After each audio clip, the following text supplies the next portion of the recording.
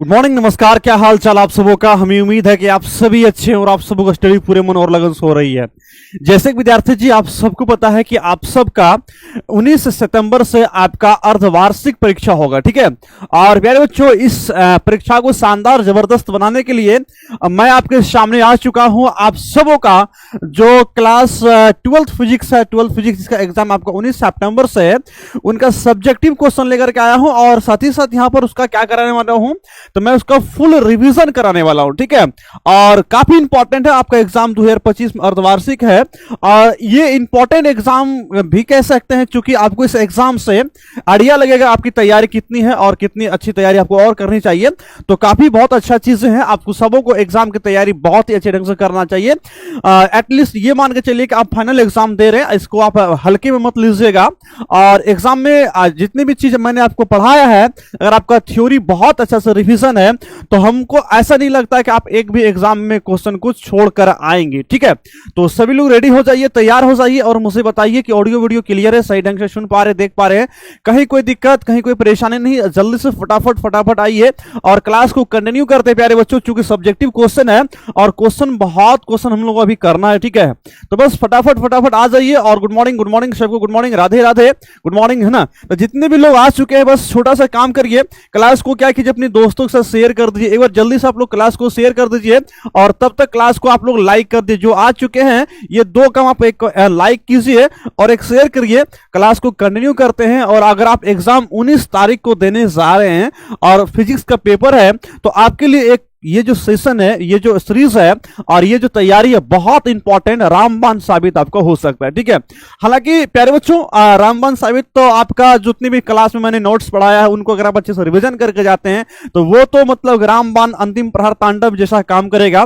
बस उन पे आपको फोकस करना है। साथ ही साथ इस पे आप एक बार देख लीजिए कि क्वेश्चन का क्या स्थिति है और उसको हम लोग कैसे तैयारी करके जाए, क्या क्या तैयारी करके जाएंगे, ठीक है।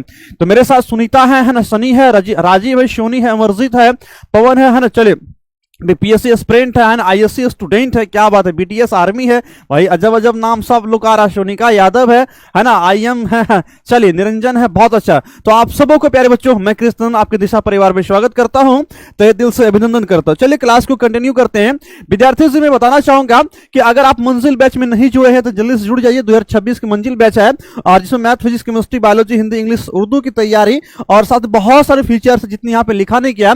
और इनके लिए प्यारे बच्चों आपको छोटा सा नॉमिनल सा फी देना होगा, जिनके लिए मात्र 1500 रुपए। अगर आपने बैच परचेज कर लिया तो तहे दिल से आभार, धन्यवाद, शुक्रिया। और अगर आप नहीं किया है तो सोचा विचार इंतजारी छोड़िए और जल्दी से आइए, पढ़ाई को बेहतर करिए, ठीक है। विद्यार्थियों से आज आशीर्वाद लेते हुए क्लास को कंटिन्यू करते हैं। श्री गणेशाय नमः।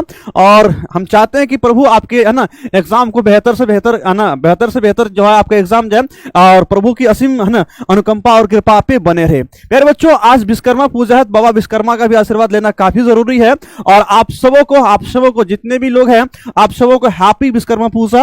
और विश्वकर्मा बाबा से हम यही है ना प्रार्थना करते हैं कि जीवन में आप है ना, जीवन में आप हमेशा निरंतर आगे बढ़ते रहे और आपको जीवन को बेहतर बनाने के लिए इस बाबा विश्वकर्मा का बहुत बड़े असीम है ना अनुकंपा होनी चाहिए, ठीक है।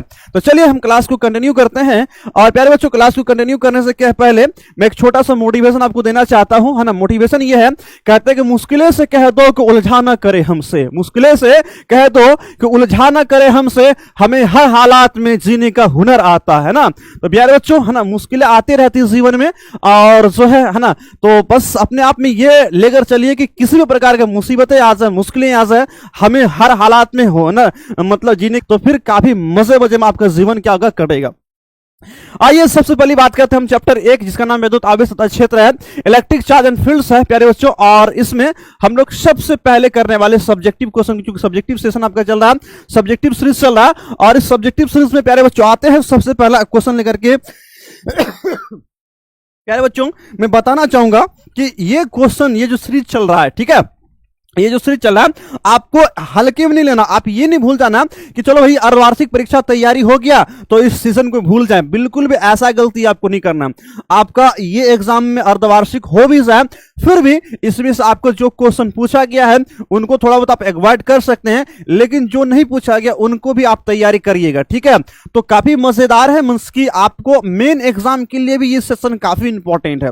अर्धवार्षिक में है ही, साथ ही साथ मेन एग्जाम के लिए, मतलब हमेशा मेरा क्या मोटिव रहता है कि बच्चों को कम से कम समय में मैक्सिमम कंटेंट पढ़ाएं, मैक्सिमम आउटपुट उसको दे पाएं और बेहतर से बेहतर उसका तैयारी कर पाएंगे। ठीक है, तो आप इसको लेकर चलिएगा। साथ ही साथ क्या करिएगा कि आप जो है वो मतलब कि फाइनल एग्जाम के लिए भी तैयारी आप अच्छे से करिए ना। तो क्या आप मेरे बात से सहमत हैं? तो एक बार जल्दी से दिल बना के भेजिए।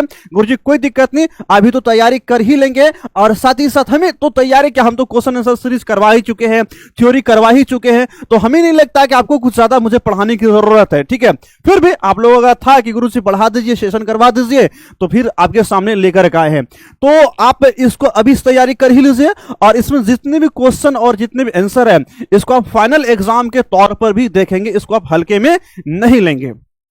प्यारे बच्चों क्वेश्चन बहुत जबरदस्त है और आप लोग जो क्वेश्चन हम आपको याद होगा, जिस क्वेश्चन में आप अच्छे से लिख पाएंगे उस क्वेश्चन में आप क्या करना, लिख देना भैया कि गुरुजी ये क्वेश्चन हम बना सकते हैं। ठीक है, इसमें कहीं कोई दिक्कत नहीं और इस क्वेश्चन में हम इतने में इतने नंबर ला सकते हैं। अगर 2 मार्क्स में तो 2 मार्क्स में 2 मार्क्स ला सकते हैं, 5 मार्क्स है तो 5 मार्क्स ला सकते हैं, ताकि एटलीस्ट आप ये कि चलिए कि हम ये मान लेते हैं कि आपका सब्जेक्टिव एक प्रकार का टेस्ट भी हो रहा। ठीक है, एक प्रकार का आपको टेस्ट भी मान के इसको चलिएगा। तो कई सारा माइंडसेट आपको अभी करके चलना है और इस माइंडसेट के आधार पर हम क्वेश्चन को सीरीज को स्टार्ट करते हैं। आइए बात करते हैं। सबसे पहला क्वेश्चन हम लोगों के सामने आता है कि आवेश के संरक्षण का सिद्धांत क्या है। चैप्टर 1 का सबसे मोस्ट इंपॉर्टेंट क्वेश्चन और 2 मार्क्स में पूछे जाने वाले क्वेश्चन जो है आवेश का संरक्षण सिद्धांत है। ठीक है, तो अब इस क्वेश्चन प्यारे बच्चों 2 मार्क्स का क्वेश्चन है, तो आप अपने आप से मूल्यांकन कीजिए कि आप 2 मार्क्स में अपने आप को आप कितना, 2 में 2 दे सकते हैं, 2 में 1.5 दे सकते हैं, 2 में 1 दे सकते हैं, या आप कितने दे सकते हैं, आप लोग कमेंट में लिखेंगे और समझने का प्रयास करेंगे। क्वेश्चन मेरे सामने यहां पर दिया गया। क्वेश्चन यह है कि आवेश का संरक्षण सिद्धांत क्या है या संरक्षण नियम क्या है। प्यारे बच्चों बहुत जी क्वेश्चन है। संरक्षण का मतलब क्या होता है बताइए।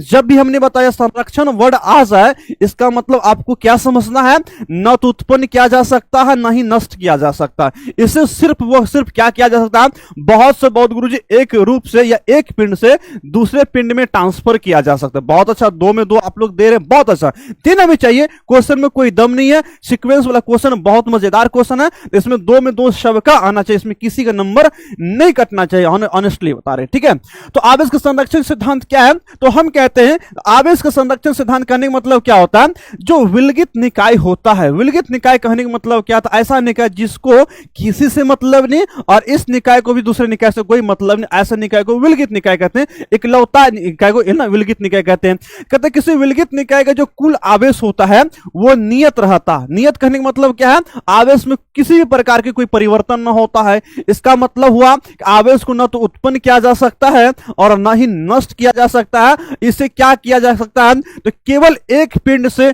दूसरे पिंड में क्या किया जा सकता है, स्थानांतरित किया जा सकता है, और इसी को आवेश का संरक्षण सिद्धांत कहते हैं। इसे ही क्या कहते हैं, आवेश का संरक्षण सिद्धांत कहते हैं। तो कहते हैं किसी विलगित निकाय का जो कुल आवेश होता है वो क्या होता है गुरुजी, कुल आवेश नियत होता है, कांस्टेंट होता है, और इसी को है ना, मतलब क्या होगा, इसका मतलब ये होगा आवेश को न तो उत्पन्न किया जा सकता है, आवेश को न तो उत्पन्न किया जा सकता है और न ही नष्ट किया जा सकता है। इसका मतलब गुरुजी एक पिंड से दूसरे पिंड में स्थानांतरित किया जा सकता है, और इसे आवेश का संरक्षण सिद्धांत कहते हैं। तो इसमें सबका 2 में 2 आना चाहिए। ठीक है जी, तो सबका 2 में 2 आ गया होगा। हमें उम्मीद है कि आप सभी 2 में 2 ले आए होंगे। प्यारे बच्चों अगला क्वेश्चन आपके सामने यहां पर है कि 2 आवेशों के अथवा मतलब कि दो आकर्षण या प्रतिकर्षण बल की 2 आवेशों के बीच में आकर्षण या प्रतिकर्षण बल है ना, 2 आवेशों के बीच आकर्षण अथवा प्रतिकर्षण बल के लिए कूलाम है ना, यहां पर 2 आवेश होगा, 2 आवेश होगा। और इसमें आप लोग बताइए आपके कितने नंबर इसमें आ सकते हैं ना। हमें भी लगता है कि इसमें कोई आपका नंबर कटने का नहीं, कोई कटने वाला नंबर नहीं है। सिर्फ यहां पर हम लिख देते 2 आवेश, 2 आवेश, आवेशों के बीच, 2 आवेशों के बीच जो है, 2 आवेशों के बीच आकर्षण तथा प्रतिकर्षण बल के लिए कूलाम का नियम का सदिश स्वरूप लिखे। प्यारे बच्चों कूलाम का नियम है क्या है, तो इससे पहले अगर त्रैमासिक एग्जाम आप देखें दिए हैं उनमें आपको कूलाम का नियम पूछ चुका। अगर आप ध्यान रखिएगा त्रैमासिक एग्जाम में कूलाम का नियम पूछ चुका है। तो कूलाम का नियम आपने क्या देखा गुरुजी, कूलाम का नियम कहता है अगर स्थिर अवस्था में 2 आवेश है, अगर स्थिर अवस्था में 2 आवेश है, 2 आवेश है और 2 आवेश एक दूसरे से कुछ दूरी पर स्थित है, तो दोनों आवेशों के बीच लगने वाला बल जो होता है, दोनों आवेश के परिमाण के गुणनफल के समानुपाती होता है। हमने मान लिया यहाँ पर Q1 आवेश है, यहाँ पर क्या है Q2 आवेश है, और दोनों के बीच की दूरी वर्ग के क्या होता है, व्युत्क्रमानुपाती होता है। और यही क्या गुरुजी आवेश का कूलाम नियम है। आवेश के किसके लिए, आवेश का ये स्थिर वैद्युत के लिए कूलाम का नियम है। और फाइनल इसे कैसे लिखते हैं, F बराबर 1/4 pi epsilon not, 1/4 pi epsilon not ना Q1 और Q2 बट्टे क्या लिखते हैं R स्क्वायर है। और ये आपका क्या कूलाम के नियम है। प्यारे बच्चों इसे सदिश रूप में अगर आपको लिखने के लिए देगा है ना, अगर आपको सदिश रूप में देखने के लिए देगा तो आप आराम से लिख सकते हैं कि आवेश का जो सदिश रूप है, कूलाम के नियम का जो सदिश रूप है वो क्या है, तो गुरुजी वेक्टर F बराबर 1/4 पे एप्सिलॉन नॉट Q1 Q2 है ना, Q1 Q2 बट्टे R square into cap R। और ये कैप R का मान कितना होता है गुरुजी, कैप R का जो मान होता है R बट्टे R होता है, हम लिख सकते हैं वेक्टर R बट्टे R, और उसको हम लोग इसमें देंगे तो यहाँ R स्क्वायर है, यहाँ पर R है, R क्यूब होगा। इस प्रकार से भी लिखा जा सकता है। और ये क्वेश्चन आपके ऑब्जेक्टिव में भी आ सकता है, ये आपके ऑब्जेक्टिव में भी आ सकता है, आपके सब्जेक्टिव में आ सकता है। इसमें आपके 2 में 2 नंबर आ गए, बहुत अच्छा। चलिए अगला क्वेश्चन की ओर चलते हैं। अगला क्वेश्चन हम लोग के सामने आता है। क्वेश्चन हम लोग को दिया गया कूलाम के नियम क्या की परिसीमाएं क्या, लिमिटेशन ऑफ कूलाम्स लॉ क्या, मतलब कूलाम के नियम की परिसीमाएं या सीमाएं क्या। तो सबसे पहले समझो जो कूलाम्स का नियम है यह एक सार्वत्रिक नियम नहीं है। सार्वत्रिक नियम वह नियम होता है जो सभी जगह के लिए लागू होता है, ऐसे नियम को हम लोग सार्वत्रिक नियम कहते हैं। तो हम कहेंगे कूलाम के नोट्स अभी नहीं बनाए, बाद में पैनल पीडीएफ सब सिर्फ रिवीजन कर लीजिएगा, क्योंकि आप तो पढ़ा हुआ चीज है, क्यों उतना बार आप लिखेंगे, लिखने में आपका टाइम ज्यादा मतलब कि होगा। और फिर आपकी तैयारी भी तो करना है ना, फाइनल एग्जाम की तैयारी करना, तो कितना आप नोट्स बनाइएगा। इसलिए सिर्फ समझिए, रिवीजन कीजिए, मैं आपको याद करवा रहा हूं, रिवीजन करवा रहा हूं, बस इस पे आपको फोकस करना, ठीक है। और दूसरी बात अगर हो सके तो आप क्या करना है, मतलब आपके कॉपी जो नोट्स कॉपी उसमें से आप इसको टिक कर लेना, तो वहां से भी आप तैयारी कर सकते। कितने का आप लिखोगे, लिखते लिखते आप परेशान हो जाओगे, ठीक है। तो हम कहेंगे कूलाम का नियम क्या है। कूलाम के नियम गुरुजी क्या है, एक जो है सार्वत्रिक नियम नहीं, मतलब यूनिवर्सल लॉ नहीं है। और यूनिवर्सल लॉ वो लॉ होता है जो क्या होता है सभी जगह लागू होता है। हम बात करते हैं कूलाम का नियम क्या होता है, ये जो है सिर्फ पॉइंट चार्ज के लिए, किसके लिए, बिंदु आवेश के लिए सत्य है। और वो बिंदु आवेश किस अवस्था में हो, जब स्थिर अवस्था में हो।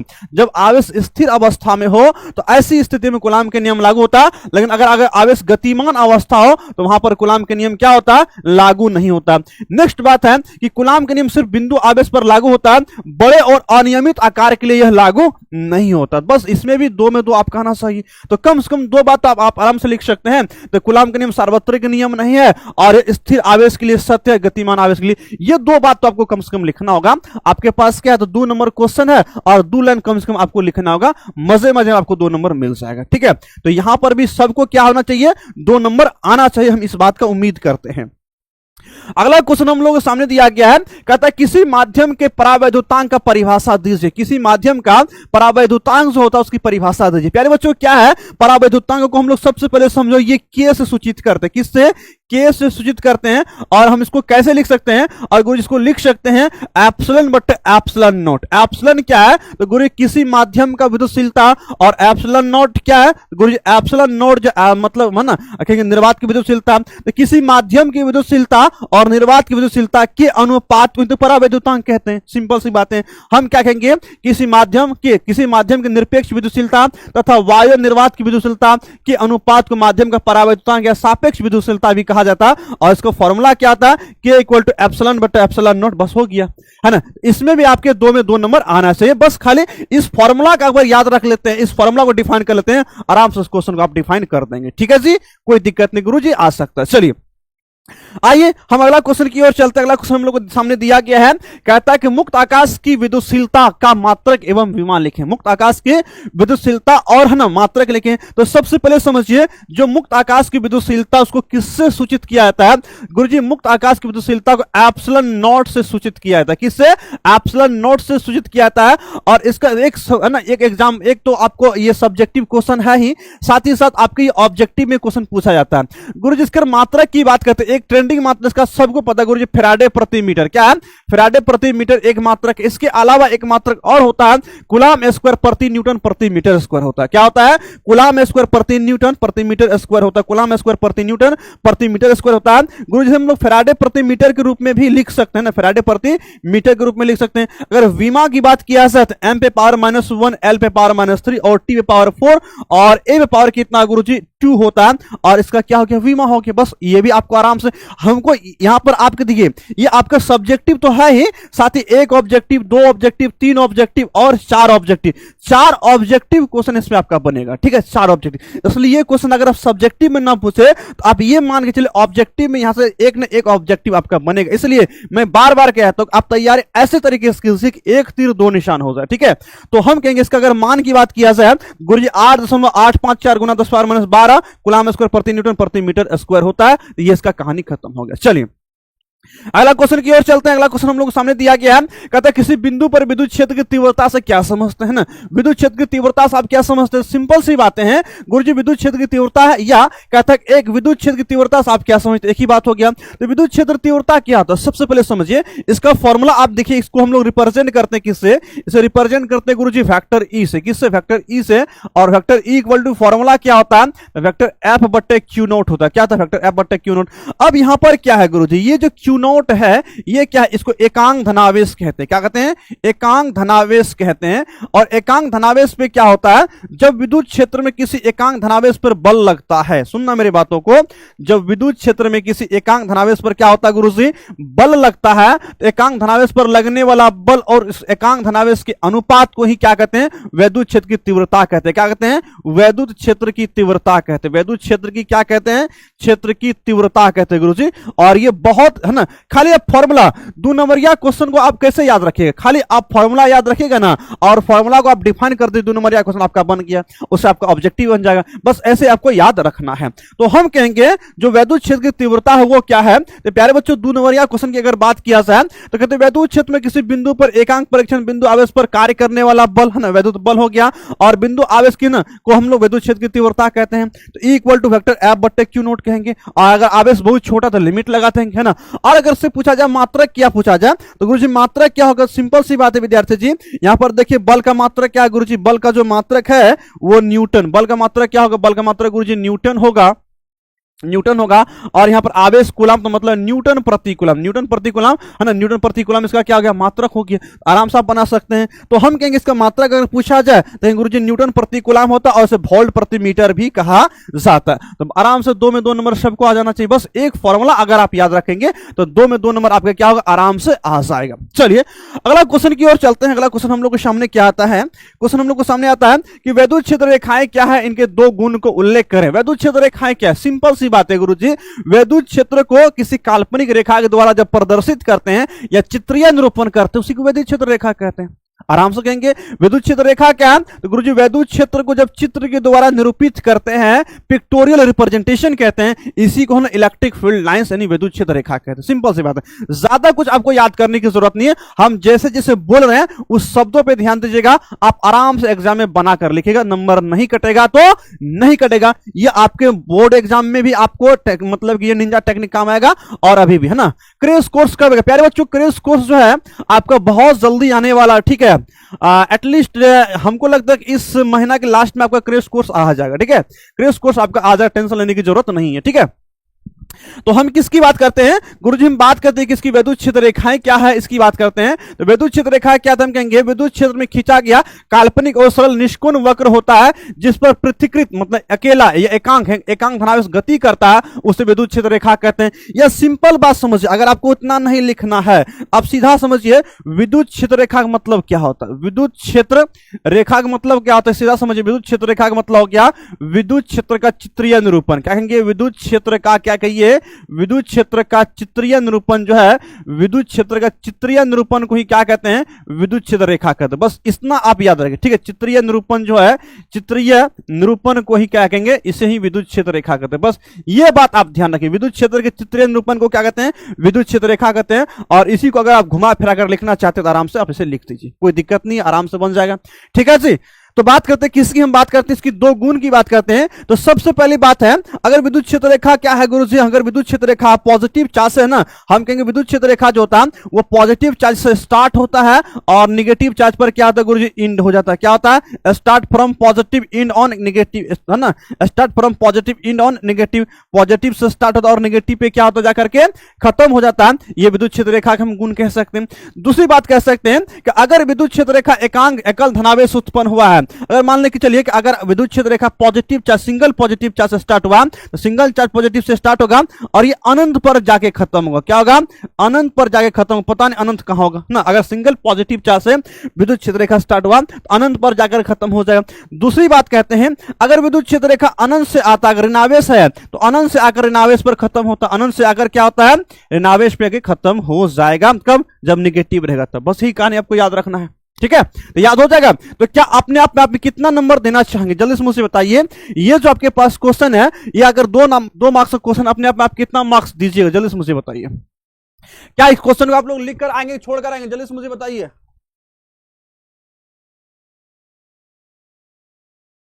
बताइए, इस क्वेश्चन को लिख कर आएंगे कि छोड़ कर आएंगे? जल्दी से मुझे बताइए। क्या ये क्वेश्चन कोई छोड़ कर आएंगे? बिल्कुल भी नहीं, कोई नहीं छोड़ कर आएगा। ठीक है जी गुरुजी, बहुत आसान क्वेश्चन है और अब लगता है क्वेश्चन में एकदम मतलब कि दम नहीं है। आपने तैयारी इतनी अच्छे से कर लिया होगा अभी तक में कि आपको दम बुझाता ही नहीं होगा। ठीक है, हम सब कुछ को पढ़ा ही चुके हैं, क्वेश्चन आंसर सीरीज करा चुके हैं, वन शॉट करा चुके हैं और फिर थ्योरी पढ़ा चुके हैं, फिर अभी आपको क्वेश्चन आंसर सीरीज दे रहे हैं। ठीक है, तो अब कहां से होगा? कहां से होगा गुरुजी? कुछ बचवे नहीं करेगा। तो हम बात करते हैं विद्युत द्विध्रुव आघूर्ण की बात करते हैं ना। वैद्युत द्विध्रुव आघूर्ण को सबसे पहले समझो। अगर वैद्युत द्विध्रुव आघूर्ण आपके पास दिया गया है, इनको आप कैसे याद रखो? इसको आप है ना, जो वैद्युत द्विध्रुव आघूर्ण होता है, वैद्युत द्विध्रुव आघूर्ण जो होता है, ये क्या होता है गुरुजी? इसको समझना आप, है ना।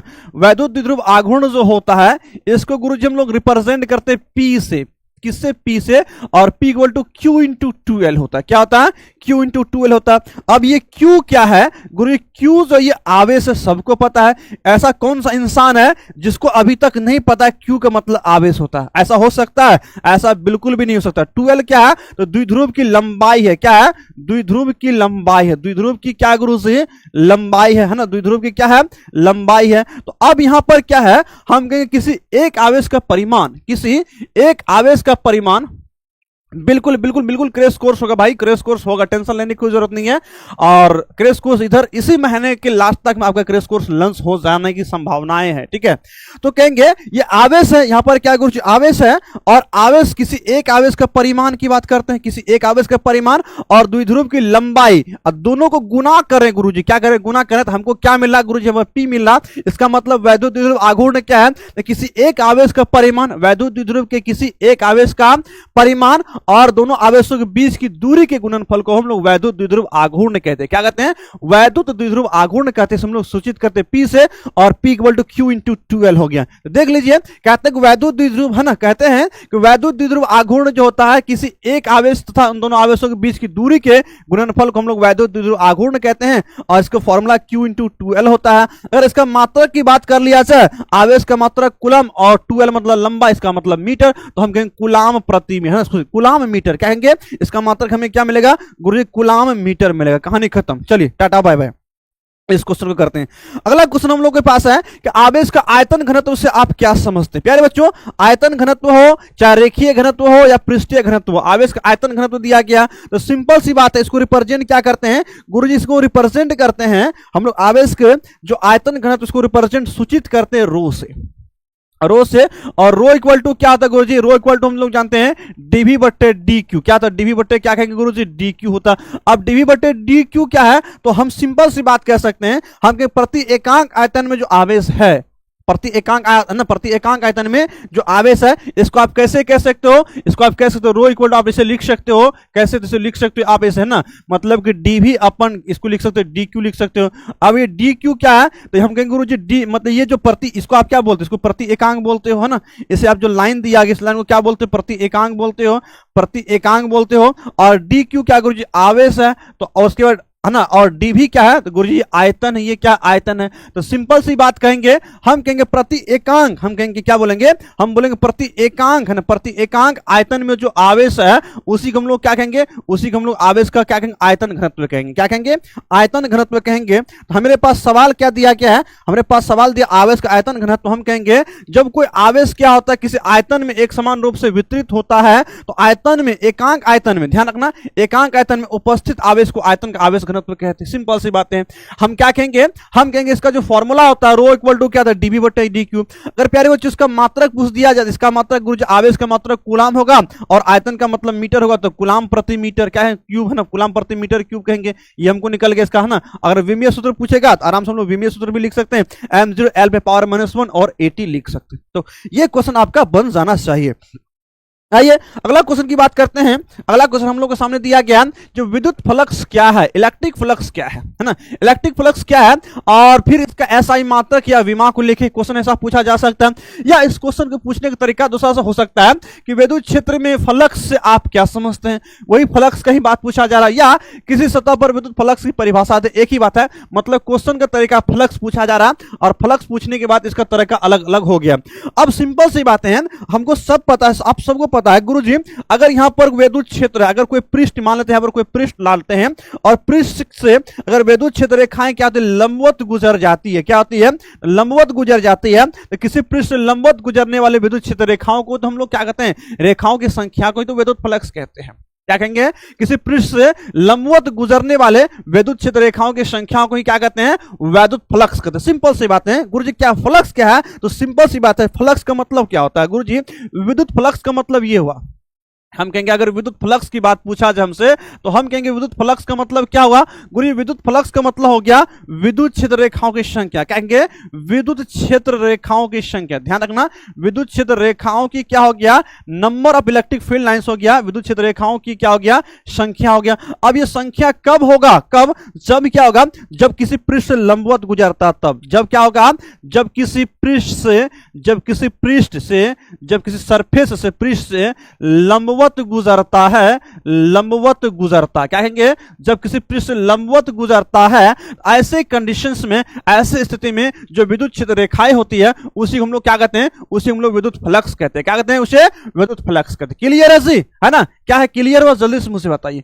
कोई दिक्कत इस क्वेश्चन में, है ना। कहता है गुरुजी यही प्रश्न 100% पूछेगा, वाह क्या बात है, हमें लगता है कि हमसे ज्यादा कॉन्फिडेंस मेरे विद्यार्थी जी सब में आ गया है, होना भी चाहिए भाई, है ना। आखिर चलवा किसका है ना, गुरु गुड़ चला चिन्नी होना चाहिए, है ना, होना भी चाहिए। आप लोग एकदम चला चिन्नी बन जाइए, ठीक है। जब तक एग्जाम आए तब तक आप लोगों का कॉन्फिडेंस लेवल इतना होना चाहिए, आप मास्टर कहिए, मास्टर आप क्या है वे, हम क्या है वे, आप कहते थे उस दिन क्या थे, हम कहते हम क्या है, इस लेवल कॉन्फिडेंस होना चाहिए भाई, तब मजा आ जाएगा ना। तब हमको भी हम देख देख के मुस्कुराएंगे, हाँ अब तो लगता है कि आया है, हम जो चाहते थे वो पूरा किया है ना। एग्जाम जब तक ना, एग्जाम आने से पहले, फाइनल एग्जाम होने से पहले मास्टर कहिए, मास्टर आप क्या है वे ऐसा तैयारी आपका होना चाहिए जी, हाँ बिल्कुल होगा ना ऐसा, है ना। कि ये बात फोन के लिए था, लेकिन हाँ डिसिप्लिन को नहीं भूलना है। आप भले ही पढ़ लिख करके आगे कितनी भी बड़े हो जाए, ठीक है, आप टीचर से आगे निकल जाए, लेकिन उसका रिस्पेक्ट आप कभी मतलब करना ना भूले, ठीक है। चलिए, तो हम क्या कहते हैं कि विद्युत फ्लक्स क्या गुरुजी, विद्युत क्षेत्र रेखाओं की संख्या कहते हैं। और ये विद्युत क्षेत्र रेखाओं की संख्या कब होता है, जब किसी पृष्ठ से लंबवत गुजरती, क्या होती है, जब किसी पृष्ठ से लंबवत गुजरती है, तो ऐसे विद्युत क्षेत्र रेखाओं को हम लोग क्या कहते हैं, ऐसी विद्युत क्षेत्र रेखाओं की संख्या को विद्युत फ्लक्स कहते हैं। आइए हम बात करते हैं, ये क्वेश्चन बहुत इंपॉर्टेंट, इस चैप्टर का बहुत इंपॉर्टेंट क्वेश्चन है। कहता है किसी क्षेत्र में रखे किसी पृष्ठ से लंबवत, इस पे फोकस कीजिए खाली, लंबवत क्या कहेंगे, लंबवत गुजरने वाले विद्युत बल रेखाओं की संख्या क्या है, कि संख्या को विद्युत फ्लक्स कहते हैं। और इसे वेक्टर ई से सूचित करते हैं ना। अगर मान लेते हैं, या सॉरी इसे हम लोग डी फाई से रिप्रेजेंट करते हैं। अगर इसको फॉर्मूला की बात किया जाए गुरुजी, डी फाई इक्वल टू क्या था, vector E dot D S. अब ई क्या गुरुजी, विद्युत क्षेत्र रेखा है ना, विद्युत क्षेत्र रेखा है, और डीएस का क्षेत्रफल सदिश, क्या है, डीएस क्षेत्रफल सदिश है। इन दोनों के बीच में, इन दोनों के बीच में गुरुजी यहां पर क्या है, डॉट है, क्या डॉट है ना, डॉट है ना, इन दोनों के बीच में क्या है, इन दोनों के बीच में डॉट है। तो हम कहेंगे विद्युत क्षेत्र की तीव्रता ई तथा विद्युत क्षेत्र के सदिश डीएस के अदिश, मतलब डॉट को क्या कहते हैं, अदिश कहते हैं। यहां जो डॉट दिया इसका मतलब अदिश गुणनफल को क्या कहते हैं, विद्युत फ्लक्स कहते हैं। दोनों परिभाषाओं से आपको कौन परिभाषा बढ़िया लगा,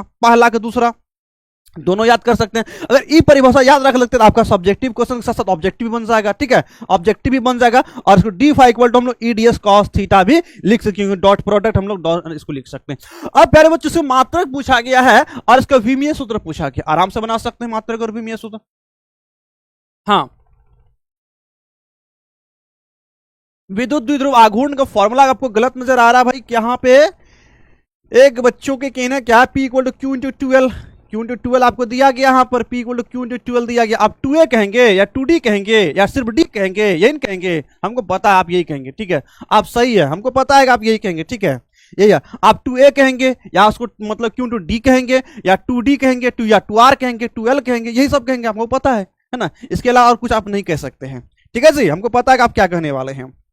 हम किसकी बात करते हैं, हम किसकी बात करते हैं, वैद्युत फ्लक्स की बात करते हैं। वैद्युत फ्लक्स कौन सी राशि है, एक अदिश राशि है। कौन सी राशि है, एक अदिश राशि। सबसे पहले समझिए, ये आपके ऑब्जेक्टिव में क्वेश्चन पूछा जाएगा, वैद्युत फ्लक्स क्या है गुरुजी, एक अदिश राशि, क्योंकि दो सदिश का डॉट प्रोडक्ट था। क्या था गुरुजी, दो सदिश का डॉट प्रोडक्ट था। अभी आपने क्या देखा, अभी आपने देखा जो डी फाई था, डी फाई क्या था, दो सदिश का, दो सदिश जो था मेरे पास कौन था, एक गुरुजी मेरे पास डी फाई इक्वल टू क्या था, एक मेरे पास वेक्टर ई था, और ये डॉट प्रोडक्ट क्या था, मतलब दो सदिश का डॉट प्रोडक्ट है। जब दो सदिश का अदिश गुणन होता है, इसका मतलब हमें क्या मिलता है, अदिश ही मिलता है। क्या मिलता है, अदिश। मैथमेटिक्स वाले को समझ में आ गया होगा हमने क्या बोला। अब बात करते इसका एसआई मात्रा की बात करते हैं। यहां पर क्या इसका मात्रा न्यूटन प्रति, है ना, न्यूटन प्रति कूलम होता है, इसका न्यूटन प्रति कूलम, और क्षेत्रफल का मीटर स्क्वायर हम कहेंगे newton metre square, newton metre square प्रति कूलम इसे लिख सकते हैं, या इसको हम लोग क्या लिख सकते हैं, न्यूटन, इसको वैसे लिख सकते हैं न्यूटन प्रति कूलम, ऐसे भी लिख सकते हैं। इसका एक और मात्रा क्या था, वोल्ट मीटर, तो क्या होता है, वोल्ट मीटर होता है। और विमीय सूत्र की बात किया जाए एम एल क्यूब, क्या होगा, एम एल क्यूब होगा, और टी पावर -3 और ए पावर क्या होगा, -1 होगा। कहानी खत्म, ठीक है। तो हमें लगता है कि इस क्वेश्चन में सबका सही होना चाहिए, किसी को कोई दिक्कत नहीं होना चाहिए, ठीक है। तो प्यारे बच्चों, आपका फाइनल एंड फाइनल क्वेश्चन एक आपके सामने दिया गया, आप सबों का फेवरेट और प्यारा सा क्वेश्चन, आप सबों का फेवरेट और प्यारा सा क्वेश्चन है। क्वेश्चन क्या है, सिर्फ क्रैश कोर्स के ऊपर अच्छा तैयारी हो सकता है, बिल्कुल हो सकता है, कोई शक की बात नहीं है, ठीक है, कोई शक की बात नहीं। क्रैश कोर्स आपका 60 दिन क्लास होगा, और 60 दिन के क्लास में आपको वो सारा कुछ पढ़ा देंगे जो कि आपके बोर्ड एग्जाम के लिए इंपॉर्टेंट हो, ऑब्जेक्टिव हो, सब्जेक्टिव हो, लॉन्ग हो, शॉर्ट हो, सारे इंपॉर्टेंट सीरीज वहां पर चलता है, ठीक है। और मेरे क्रैश कोर्स में मतलब बात समझ रहे हैं ना, एंटीबायोटिक क्लास होता है, उस क्रैश कोर्स को पढ़ लीजिए, आराम से चिल होकर के आराम से एग्जाम दीजिए, ठीक है।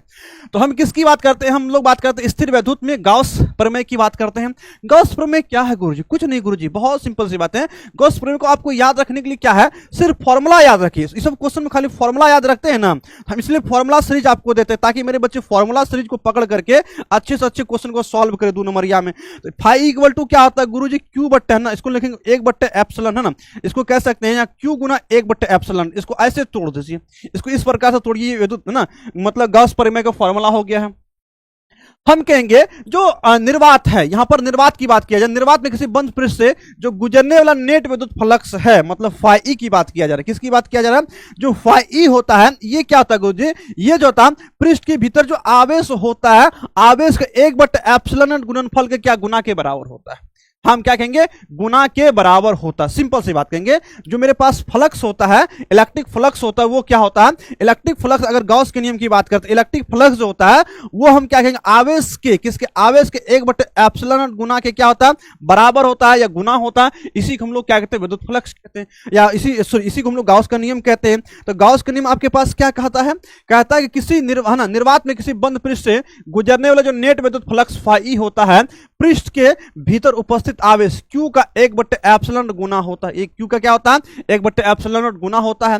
मींस कि हम इसको फाई इक्वल टू क्या लिख सकते हैं, इसे लिख सकते हैं जो फाई इक्वल टू Q/एप्सिलॉन लिख सकते हैं, ठीक है, फाई इक्वल टू। और फाई का फॉर्मूला अभी आपने क्या देखा, तो गुरुजी फाई का फॉर्मूला आपने देखा अभी जस्ट, जो फाई का फॉर्मूला था वो वेक्टर E.ds होता है। हम मतलब इसको लिख सकते हैं, गॉस के नियम इस प्रकार से भी लिखा जा सकता है, फाई इक्वल टू हम लोग लिख सकते हैं वेक्टर E.ds और इक्वल टू Q/एप्सिलॉन लिख सकते हैं। तो कहानी यहां पर क्या होता है, खत्म हो जाता है, ठीक है। ये सब कुछ आपका पढ़ाया हुआ, हमें इसमें ज्यादा समय देने की जरूरत नहीं है। हाँ, अगर ये फाउंडेशन क्लास होता है तो मुझे लगता है कि एक क्लास को आराम से पढ़ाते हैं ना, आराम से 2 नंबर, या मतलब है चलो, है ना, मार ऐसे ऐसे पढ़ा रहे हैं आराम से धीरे धीरे। यहां पर क्वेश्चन पढ़ा चुके हैं, हम सिर्फ आपको रिवीजन करा रहे हैं, ठीक है। आइए, तो आपका जो चैप्टर 1 था, चैप्टर 1 का आपका क्या हो गया, आपका क्वेश्चन कंप्लीट होता है। चैप्टर 1 का क्या होता है, कंप्लीट होता है। और हम लोग चलते चैप्टर 2 में। चैप्टर 1 में आप लोग बताइए ऐसा क्वेश्चन था, अगर हम बात कर ले चैप्टर 2 में, चैप्टर 1 की बात करते हैं, चैप्टर 1 की बात करते हैं, तो चैप्टर 1 में आप अगर 2 नंबरिया क्वेश्चन था तो सब में आप 2/2 देते हैं। अगर आप 2/2 सब में देते हैं, सब क्वेश्चन में, आप हमें दिल बनाकर जल्दी से भेजिए, है ना, जल्दी से मुझे दिल बनाकर भेजिए। और क्योंकि आपको 2 में 2 नंबर आपको देना है, ठीक है, इससे कि आपका ये पता चलेगा कि आपकी तैयारी किस लेवल की हुई है ना। जल्दी से मुझे बताइए, ठीक है।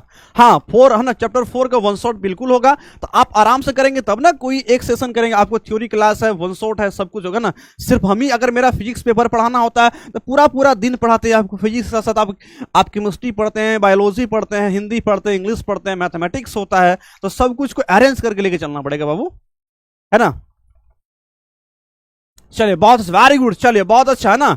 चलिए जितने भी लोग आ चुके हैं क्लास को अभी तक अगर लाइक नहीं किए हैं तो लाइक करिए, जितने भी लोग हैं उतना लाइक क्लास में नहीं है, ठीक है, तो लाइक अभी कीजिए जल्दी से फटाफट, तब हम है ना स्टार्ट करते हैं किसको, चैप्टर 2 क्वेश्चन को स्टार्ट करते हैं। आइए बात करते हैं किसकी, हम बात करते हैं चैप्टर 2 का पहला क्वेश्चन हम लोग के सामने आता है, कहता है कि वैद्युत विभव की परिभाषा लिखे। क्या बात है गुरुजी, वैद्युत विभव की परिभाषा कैसे लिखेंगे, बहुत आराम तरीके से लिख सकते हैं। तो वैद्युत विभव की परिभाषा क्या होगा, तो सिंपल सी बात है, इसको देखिए कैसे आप रिप्रेजेंट करेंगे। इसका फॉर्मूला आता है V इक्वल टू W बट्टे Q नोट। क्या होता है, V इक्वल टू W बट्टे Q नोट होता है। W बट्टे क्या होता है, V इक्वल टू W बट्टे Q नोट होता है। जब W बट्टे Q नोट की बात किया जाए, यहां पर W बट्टे Q नोट की बात किया जाए तो हम कहेंगे ये W क्या है, किया गया कार्य है। ये क्या कार्य है गुरुजी, ये क्या है, कार्य है। और ये क्यू नोट क्या है, ये आवेश है, इसको परीक्षण आवेश कह सकते हैं। क्या कहेंगे, परीक्षण आवेश। ये कार्य कब होता है गुरुजी, कार्य तब होता है जब आवेश को क्या करते हैं, अनंत से वैद्युत क्षेत्र में लाते हैं। क्या करते हैं, अनंत से वैद्युत क्षेत्र में लाते हैं। जब अनंत से वैद्युत क्षेत्र में लाते हैं तो लाने में जो आवेश को किया गया कार्य है उसी को हम लोग क्या कहते हैं, उसी को हम लोग कहते हैं गुरुजी, उसी को हम लोग कहते हैं वैद्युत है ना विभव कहते हैं। आराम से सिंपल सी परिभाषा है, इतना छोटा सा परिभाषा, सिंपल परिभाषा और मीनिंगफुल परिभाषा। तो एकांक परीक्षण धनावेश क्यू नोट को अनंत से वैद्युत क्षेत्र में लाने में किया गया कार्य है ना, किया गया वर्कडन जो होता है वो वैद्युत विभव कहलाता है। और W equal to V equal to W बट्टे Q नोट होता है। ये कौन सी राशि है, ये विद्युत विभव या विभवांतर, अगर विभवांतर की बात किया जाए और या विभव की बात किया जाए, एक अदिश राशि है। क्या है, हाँ, अगर विभवांतर को पूछा दिया तो आप सीधा समझिए वैद्युत क्षेत्र में किन्हीं दो बिंदुओं के बीच में विद्युत विभव के बीच में अंतर जो होता है उसको विभवांतर कहते हैं। आराम से आप लिख सकते हैं, ठीक है जी। चलिए बहुत अच्छा है ना। हम बात करते हैं वैद्युत विभव या विभवांतर SI मात्रक की बात करेंगे गुरुजी। यहां पर जूल प्रति कूलम, यहां पर W है, इसका मात्रक क्या होगा, W का जो मात्रक है ये जूल होगा और कूलम मतलब आवेश का मात्रक कूलम होगा, जूल प्रति कूलम। और इसी जूल प्रति कूलम को ही क्या कहा जाता है गुरुजी, जूल प्रति कूलम को ही वोल्ट कहा जाता है। क्या कहा, जूल प्रति कूलम को ही क्या कहा जाता है, वोल्ट कहा जाता है। इसका हम लोग, जिसे हम लोग वोल्ट कहते हैं, क्या कहते हैं, वोल्ट कहते हैं। ये क्वेश्चन भी आपका खत्म हो गया। चलिए अगला क्वेश्चन आप लोग के सामने है, कहता है कि समविभव पृष्ठ को परिभाषा दे। समविभव पृष्ठ जो है, जो इक्विपोटेंशियल सरफेस है उसकी परिभाषा दे, इसके दो गुण को लिखे। या समविभव तल क्या होता है, इसको समविभव तल भी नाम से जाना जाता है। इक्विपोटेंशियल सरफेस क्या है, इसके दो गुण को लिखे। अब शब्द से ही स्पष्ट समविभव है ना, इसको क्या याद कीजिए आप लोग, हमको समझ में नहीं आता, इसको कुछ याद करने वाला है ही नहीं। समविभव है गुरुजी, सम का मतलब क्या होता है बताइए आप लोग, सम का मतलब गुरुजी बराबर, सम का मतलब क्या होता है, बराबर, और विभव विभव ना, सम का मतलब बराबर और विभव, आप विभव ही दीजिए। तो हम कहेंगे ऐसा पृष्ठ जहां पर विभव क्या हो गुरुजी, विभव बराबर हो। क्या कहेंगे, विभव बराबर हो। हम कहेंगे जहां विभव बराबर हो उस पृष्ठ को क्या कहते हैं गुरुजी, उस पृष्ठ को समविभव पृष्ठ कहते हैं। क्या कहते हैं, समविभव पृष्ठ कहते हैं। सिंपल सी बातें। या कहेंगे जिस पृष्ठ पर आवेश वितरण के कारण विभव समान है उस पृष्ठ को समविभव पृष्ठ कहते हैं। देखिए क्या कहता है समविभव पृष्ठ क्या है, तो कहेंगे विद्युत क्षेत्र में वह पृष्ठ जिसके प्रत्येक बिंदु पर आवेश वितरण के कारण विभव का मान समान हो उस पृष्ठ को हम लोग समविभव पृष्ठ कहते हैं। क्या कहते हैं, समविभव पृष्ठ कहते हैं। क्लियर, इसमें कुछ याद करने वाला है ही नहीं, बस खाली याद रखिए सम मतलब बराबर, विभव मतलब विभव, ठीक है। जिस पृष्ठ का मतलब विभव समान हो उसे समविभव पृष्ठ कहते हैं। अब पूछा कि इसके दो गुण को लिखें, तो सबसे पहली बात समझिए, जो समविभव पृष्ठ होता है वो क्या होता है, वो विद्युत क्षेत्र रेखा के लंबवत होता है। अगर हम बात करते हैं समविभव पृष्ठ, अगर बात कर लिया जाए ये समविभव पृष्ठ है, अगर मान लेते हैं ये विद्युत क्षेत्र रेखा है, क्या विद्युत क्षेत्र रेखा है, मान लेते हैं ये विद्युत क्षेत्र रेखा है, तो विद्युत क्षेत्र रेखा की ये क्या है गुरुजी, ये विद्युत क्षेत्र रेखा के लंबवत होता है। क्या होता है, लंबवत होता है। तो सबसे पहले बात समझिए, जो समविभव पृष्ठ है वो विद्युत क्षेत्र रेखा के क्या होता है, पृष्ठ के लंबवत होता है। सिंपल सी बातें हैं।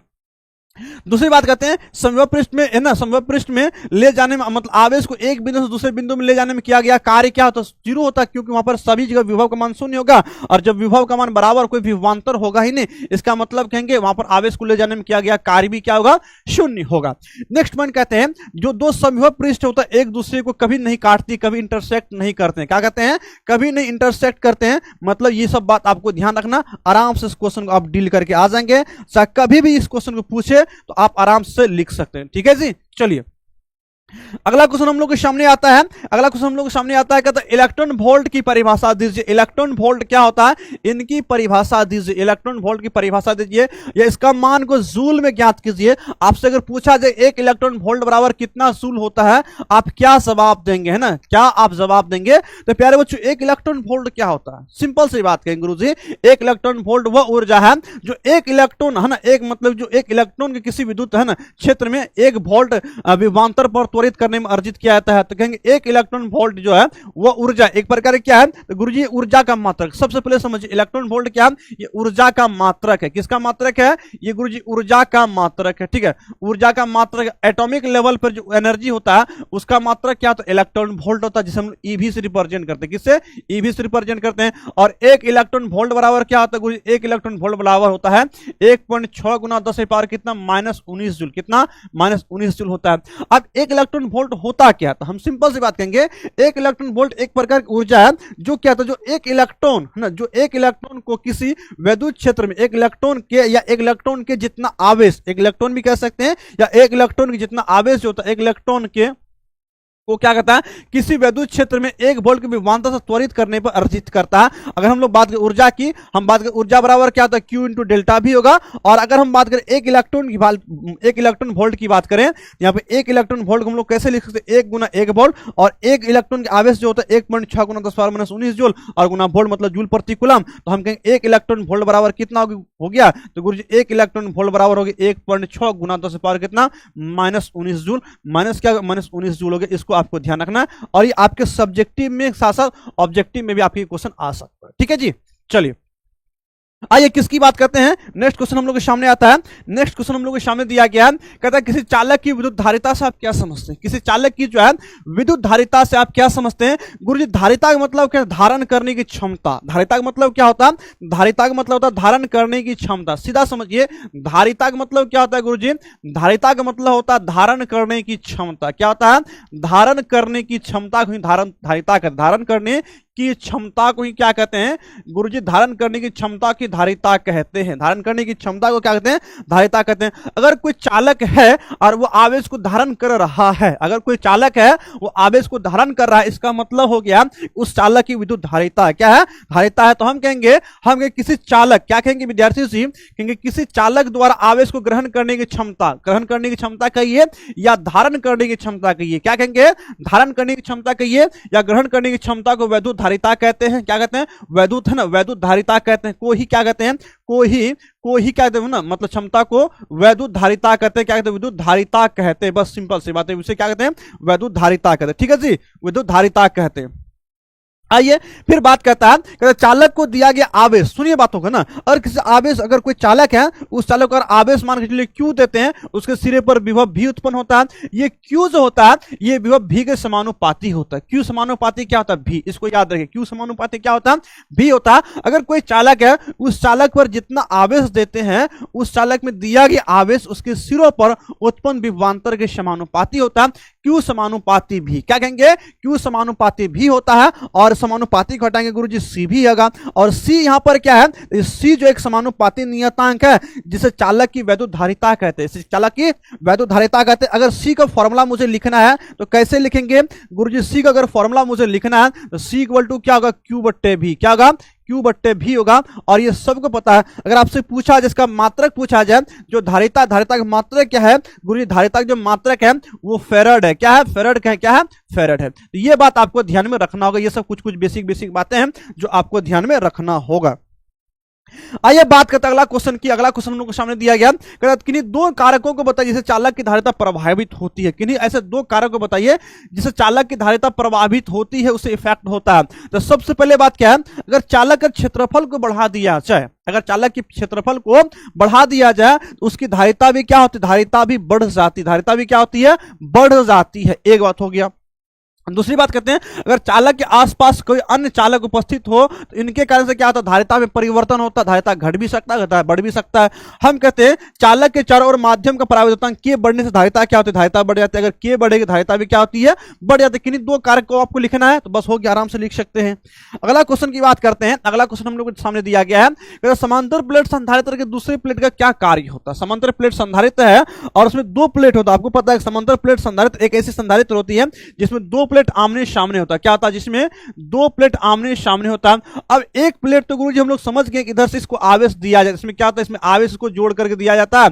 इसमें इधर आवेश मान लीजिए इसमें पॉजिटिव आवेश दिया तो क्या हो गया, ये क्या था गुरुजी, निगेटिव हो गया, ये दूसरा निगेटिव हो गया। तो कहते हैं दूसरा प्लेट का क्या काम है, जैसे इसमें आवेश दिया जाता है तो जब समांतर प्लेट संधारित्र को आवेशित किया जाता है, चार्ज किया जाता है, दूसरी प्लेट पर क्या होता है, विपरीत आवेश उत्पन्न होता है। क्या होगा, अगर ये पॉजिटिव ये निगेटिव होगा, जब विपरीत आवेश उत्पन्न होगा, ये पहला प्लेट का जो वैद्युत क्षेत्र है, ये पहला प्लेट का जो वैद्युत क्षेत्र है, इसको क्या करेगा, ये कम कर देता है, कम करेगा। मतलब दूसरा प्लेट अगर इस प्लेट पर आवेश दिया गया तो उसके कारण से जो वैद्युत क्षेत्र है, ये प्लेट पर विपरीत आवेश उत्पन्न होता है, ये क्या करता है, इसके वैद्युत क्षेत्र को कम कर देता है। जैसे वैद्युत क्षेत्र को कम किया तो विभव कम हो जाता है। क्या होता है, विभव कम हो जाता है। जब विभव कम हो गया इसका मतलब क्या करेगा गुरुजी, विभव कम होगा, संधारित्र की धारिता क्या होती है, बढ़ जाती है। दूसरा प्लेट का मेन काम क्या है, दूसरा प्लेट का मेन काम है धारिता बढ़ाने का। क्या काम है गुरुजी, धारिता बढ़ाने का। क्या कहेंगे, धारिता बढ़ाने का। इसका मेन काम क्या, धारिता बढ़ाने का। बस हो गया, कहानी खत्म। बस इतना ही आप याद रखिएगा। आइए हम बात करते हैं, अगला क्वेश्चन की बात करते हैं। कहता है समांतर संधारित्र की धारिता से आप क्या समझते हैं और यह किन किन कारकों पर निर्भर करता है। संधारित्र की धारिता से क्या समझते हैं, तो हम सीधा कहेंगे संधारित्र की धारिता क्या है, तो हम कहेंगे जब कोई संधारित्र है, संधारित्र में आवेश जितना वो धारण करता है, आवेश जितना धारण करता है, संधारित्र है ना, संधारित्र द्वारा आवेश को ग्रहण करने की क्षमता को, धारण करने की क्षमता को हम लोग संधारित्र की धारिता कहेंगे। तो कहेंगे संधारित्र द्वारा आवेश को ग्रहण करने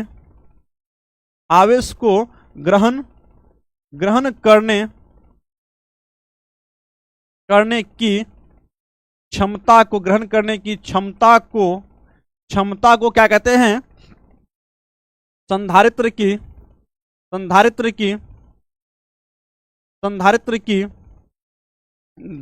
कहते हैं। संधारित्र की धारिता कहते हैं, ठीक है, संधारित्र धारिता कहते हैं। अगर प्यारे बच्चों अगर पूछा जाए, मान लेते हैं समांतर प्लेट संधारित्र की धारिता की बात करते हैं, है ना, समांतर कोई भी संधारित्र हो सकता है। समांतर प्लेट संधारित्र की धारिता का फॉर्मूला क्या होगा, आप लोग बताइए मुझे। समांतर प्लेट संधारित्र की धारिता का सूत्र क्या होगा, आप लोग बताइए मुझे। तो समांतर प्लेट संधारित्र की जो धारिता होती है, C इक्वल टू क्या होता है गुरुजी, C इक्वल टू होता है एप्सिलॉन नॉट A बटे D। एप्सिलॉन A अपन क्या होता है, D होता है। यहाँ पर क्या है, एप्सिलॉन नॉट क्या है, तो गुरुजी एप्सिलॉन नॉट निर्वात की विद्युतशीलता है। A क्या है, क्षेत्रफल है, और D क्या है, तो गुरुजी D जो दूरी है, दो प्लेटों के बीच की दूरी है। अब हम कह सकते हैं ये C किन किन बातों पर निर्भर करता है गुरुजी, ये C जो है किन किन पर निर्भर करेगा, एप्सिलॉन नॉट पे भी निर्भर कर सकेगा, A पर भी निर्भर करेगा और D पर भी निर्भर करता है। वही कहता है किन किन कारकों पर निर्भर करता है, तो देख लीजिए किन किन कारकों पर निर्भर करता है। तो हम कहते हैं जो समांतर प्लेट संधारित्र, कोई भी हमें स्पेशल नहीं पूछा गया कि समांतर प्लेट, हमें सिर्फ संधारित्र के बारे में पूछा गया, तो हम कहेंगे प्लेट का क्षेत्रफल पर निर्भर करता है। अभी फॉर्मूला आपने क्या देखा, अभी आपने फॉर्मूला देखा, जो C का फॉर्मूला होता है वो क्या आता है, epsilon not A, epsilon A अपन क्या होता है, D होता है। तो एक मतलब क्या गुरुजी, एक मतलब क्षेत्रफल, एक मतलब हो गया क्षेत्रफल, है ना, इसका मतलब क्षेत्रफल है ना, क्षेत्रफल जो कि C का हम लोग कहेंगे क्षेत्रफल, यहाँ पर क्या है, क्षेत्रफल जो C है, मतलब C क्या देखा जाए तो C समानुपाती A है। इसका मतलब क्या, क्षेत्रफल बढ़ेगा धारिता भी बढ़ेगा, क्षेत्रफल घटेगा धारिता भी घटेगा, हम लोग कहेंगे C समानुपाती A है। दूसरी बात कहते हैं इन दोनों के बीच की दूरी है, तो आप देखिए C जो है वो व्युत्क्रमानुपाती D है, मतलब दूरी के व्युत्क्रमानुपाती है, तो हम कहेंगे D के व्युत्क्रमानुपाती। इसका मतलब क्या हो गया, इसका मतलब दूरी घटेगा बढ़ेगा, धारिता भी घटेगा बढ़ेगा, है ना। तो हम कहेंगे मतलब प्लेट के बीच की दूरी, अगर दूरी क्या हो रहा है, घट रहा है तो धारिता बढ़ रहा है, दूरी अगर बढ़ेगा धारिता घटेगा, सिंपल सी बातें हैं। और उनके बीच में माध्यम की प्रकृति की बात करें, नेचर ऑफ ना डायलेक्ट्रिक मीडियम की बात करते हैं, आप इसको ऐसे भी लिख सकते हो, C इक्वल टू आप लिख सकते हो C equal to epsilon naught, है ना, एप्सिलॉन नॉट, यहाँ पर K डाल सकते हो, के A अपन D डाल सकते हो, ये भी आप फॉर्मूला लिख सकते हो। ये भी क्या है, कब, जब पराविद्युत भरा रहे तब, जब पराविद्युत भरा रहे तब इसको लिख सकते हैं आराम से जी, ठीक है। तो हम कहेंगे इन 3 बात 4 बात पे आपको निर्भर करके लिखना है। आइए, आपका ये क्वेश्चन आपका क्या होगा, चैप्टर 2 भी आपका कंप्लीट हो गया है, इंपॉर्टेंट क्वेश्चन था। चैप्टर 3 की बात करते हैं। चैप्टर 3 की बात करते हैं, इसका नाम इलेक्ट्रिक करंट है। क्या नाम है? इलेक्ट्रिक करंट है, इसकी हम बात करते हैं ना, इसकी बात करते हैं। और उसमें भी आप बताइए ऐसा कोई क्वेश्चन था जिसमें, अच्छा आप लोग बताइए मुझे, जो चैप्टर 2 अभी तक जो हमने करा है इसमें ऐसा कोई क्वेश्चन था जो आपको मतलब नहीं पता जाएगा, जिसके बारे में आप नहीं लिख सकते थे? हमें नहीं लगता है कि ऐसा कोई क्वेश्चन आपके सामने होगा। आपको सारे के सारे क्वेश्चन पता होगा, हमें लगता है आपको सभी के सभी क्वेश्चन पता है। अगर आपको सभी क्वेश्चन पता है तो एक बार आप जल्दी से कमेंट में ऑल लिखिए, ठीक है? ऑल लिखिएगा तब हम जान पाएंगे कि मेरे बच्चों के सारे क्वेश्चन पता है ना। क्योंकि वो आप प्यारे बच्चों, आप पहले जो है आपको थ्योरी में पढ़ा चुके हैं और आपने बहुत दफा रिवीजन किया, मुझे पता है आपने बहुत दफा रिवीजन किया। इसमें कोई ऐसा क्वेश्चन ही नहीं है कि जिसको आप छोड़कर आएंगे, ऐसा कोई क्वेश्चन नहीं है, सारे के सारे क्वेश्चन आप बना लेंगे। यस सर, कोई क्वेश्चन नहीं छोड़ेंगे, ऑल। बहुत अच्छा, वेरी गुड, है ना? तो सभी के सभी क्वेश्चन गुरुजी आप बना लेंगे, बहुत अच्छा, बहुत अच्छा, वेरी गुड। चलिए आइए हम लोग बात करते हैं क्वेश्चन तीसरा की। और तीसरा हम लोग क्या, विद्युत धारा है। क्या है? विद्युत धारा चैप्टर है। विद्युत धारा में हम लोग सबसे पहले क्वेश्चन की बात करते हैं। किसकी बात करते हैं? हम लोग विद्युत धारा में सबसे पहले क्वेश्चन की बात करते हैं। मेरे पास क्या, विद्युत धारा के एसआई मात्रक जो एम्पियर है, इसका परिभाषा दीजिए। तो विद्यार्थी जी अगर बात किया जाए, छोटा सा बात किया जाए, विद्युत धारा का फॉर्मूला क्या होता है? गुरुजी अगर विद्युत धारा की बात करते हैं तो विद्युत धारा बराबर क्या होता है? तो सबको पता है विद्युत धारा बराबर होता है, विद्युत धारा बराबर क्या होता है? आवेश बटे समय। क्या होता है? आवेश बटे समय। आवेश बटे क्या होता है गुरुजी? आवेश बटे समय होता है। ये 10 क्लास में पढ़ते पढ़ते आप लोग थक गए होंगे, मुझे पता है। अभी तक आप भूलने वाला चीज है नहीं जिसको आप भूल जाइए। हम तो अभी तक नहीं भूले, तो आप कैसे भूल जाइएगा? जैसा हो सकता है, ऐसा बिल्कुल भी नहीं हो सकता।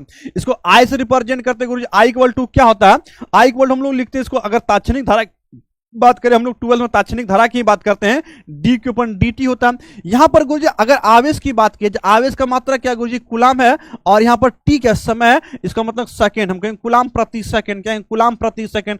ये कूलाम प्रति सेकंड जो है ये क्या है? नहीं बताइए, कूलाम प्रति सेकंड क्या है? तो गुरुजी कूलाम प्रति सेकंड ही तो एम्पियर है। कूलाम प्रति सेकंड ही तो क्या है? एम्पियर है। कूलाम प्रति सेकंड एम्पियर है। हमको अगर क्या करते हैं, यदि हम मान के चलते हैं डी क्यू का जो मान, आवेश अगर 1 कूलाम लेते हैं और समय dt जो है, समय हम 1 सेकंड लेते हैं। कितना लेते हैं? 1 सेकंड लेते हैं। तो हमको यहां पर I इक्वल टू क्या मिलेगा गुरुजी? 1 कूलाम बट्टे क्या मिलेगा? 1 सेकंड। क्या मिलेगा? 1 कूलाम बट्टे 1 सेकंड, मतलब 1 कूलाम प्रति सेकंड। 1 कूलाम प्रति सेकंड को क्या कहिएगा? 1 एम्पियर कहिएगा। पता है ना सबको? सबको पता है 1 कूलाम प्रति सेकंड को क्या कहा जाता है? 1 एम्पियर कहा जाता है। तो अब 1 एम्पियर मुझे कब मिला गुरुजी? जब हमने आवेश को 1 कूलाम लिया। क्या लिया? जब आवेश क्या, जब 1 कूलाम आवेश क्या होता है? 1 सेकंड तक प्रवाहित होगा। किसी चालक में 1 कूलम आवेश अगर 1 सेकंड तक प्रवाहित होगा, उस चालक में प्रवाहित होने वाला आवेश होगा, उस चालक है ना, उस चालक में प्रवाहित होने वाला धारा होगा, उसको 1 एम्पियर कहेंगे। क्या कहेंगे? उसे 1 एम्पियर कहेंगे। उसे 1 एम्पियर कहेंगे। आइए बात करते हैं किसकी हम बात करते हैं। मेरे पास 1 एम्पियर की बात दिया गया है। कहता है यदि किसी चालक से 1 सेकंड में, कितना? 1 सेकंड में, ध्यान रखना, 1 सेकंड में क्या होता है? 1 कूलम आवेश प्रवाहित होता है। प्रवाहित होता है तो चालक में बहने वाला धारा 1 एम्पियर होगा। और 1 एम्पियर बराबर क्या होता है? 1 कूलम प्रति सेकंड। क्या होता है? 1 कूलम प्रति सेकंड। बस है ना, बल्ले बल्ले में क्वेश्चन का आप उड़ा दीजिए, है ना, ऐसे चुटकियों में उड़ा दीजिए क्वेश्चन। इसमें कोई क्वेश्चन में दम नहीं, आप चुटकी में भी क्वेश्चन को उड़ा सकते हैं। आइए अगला क्वेश्चन की बात करते हैं। अगला क्वेश्चन हम लोग सामने दिया गया है।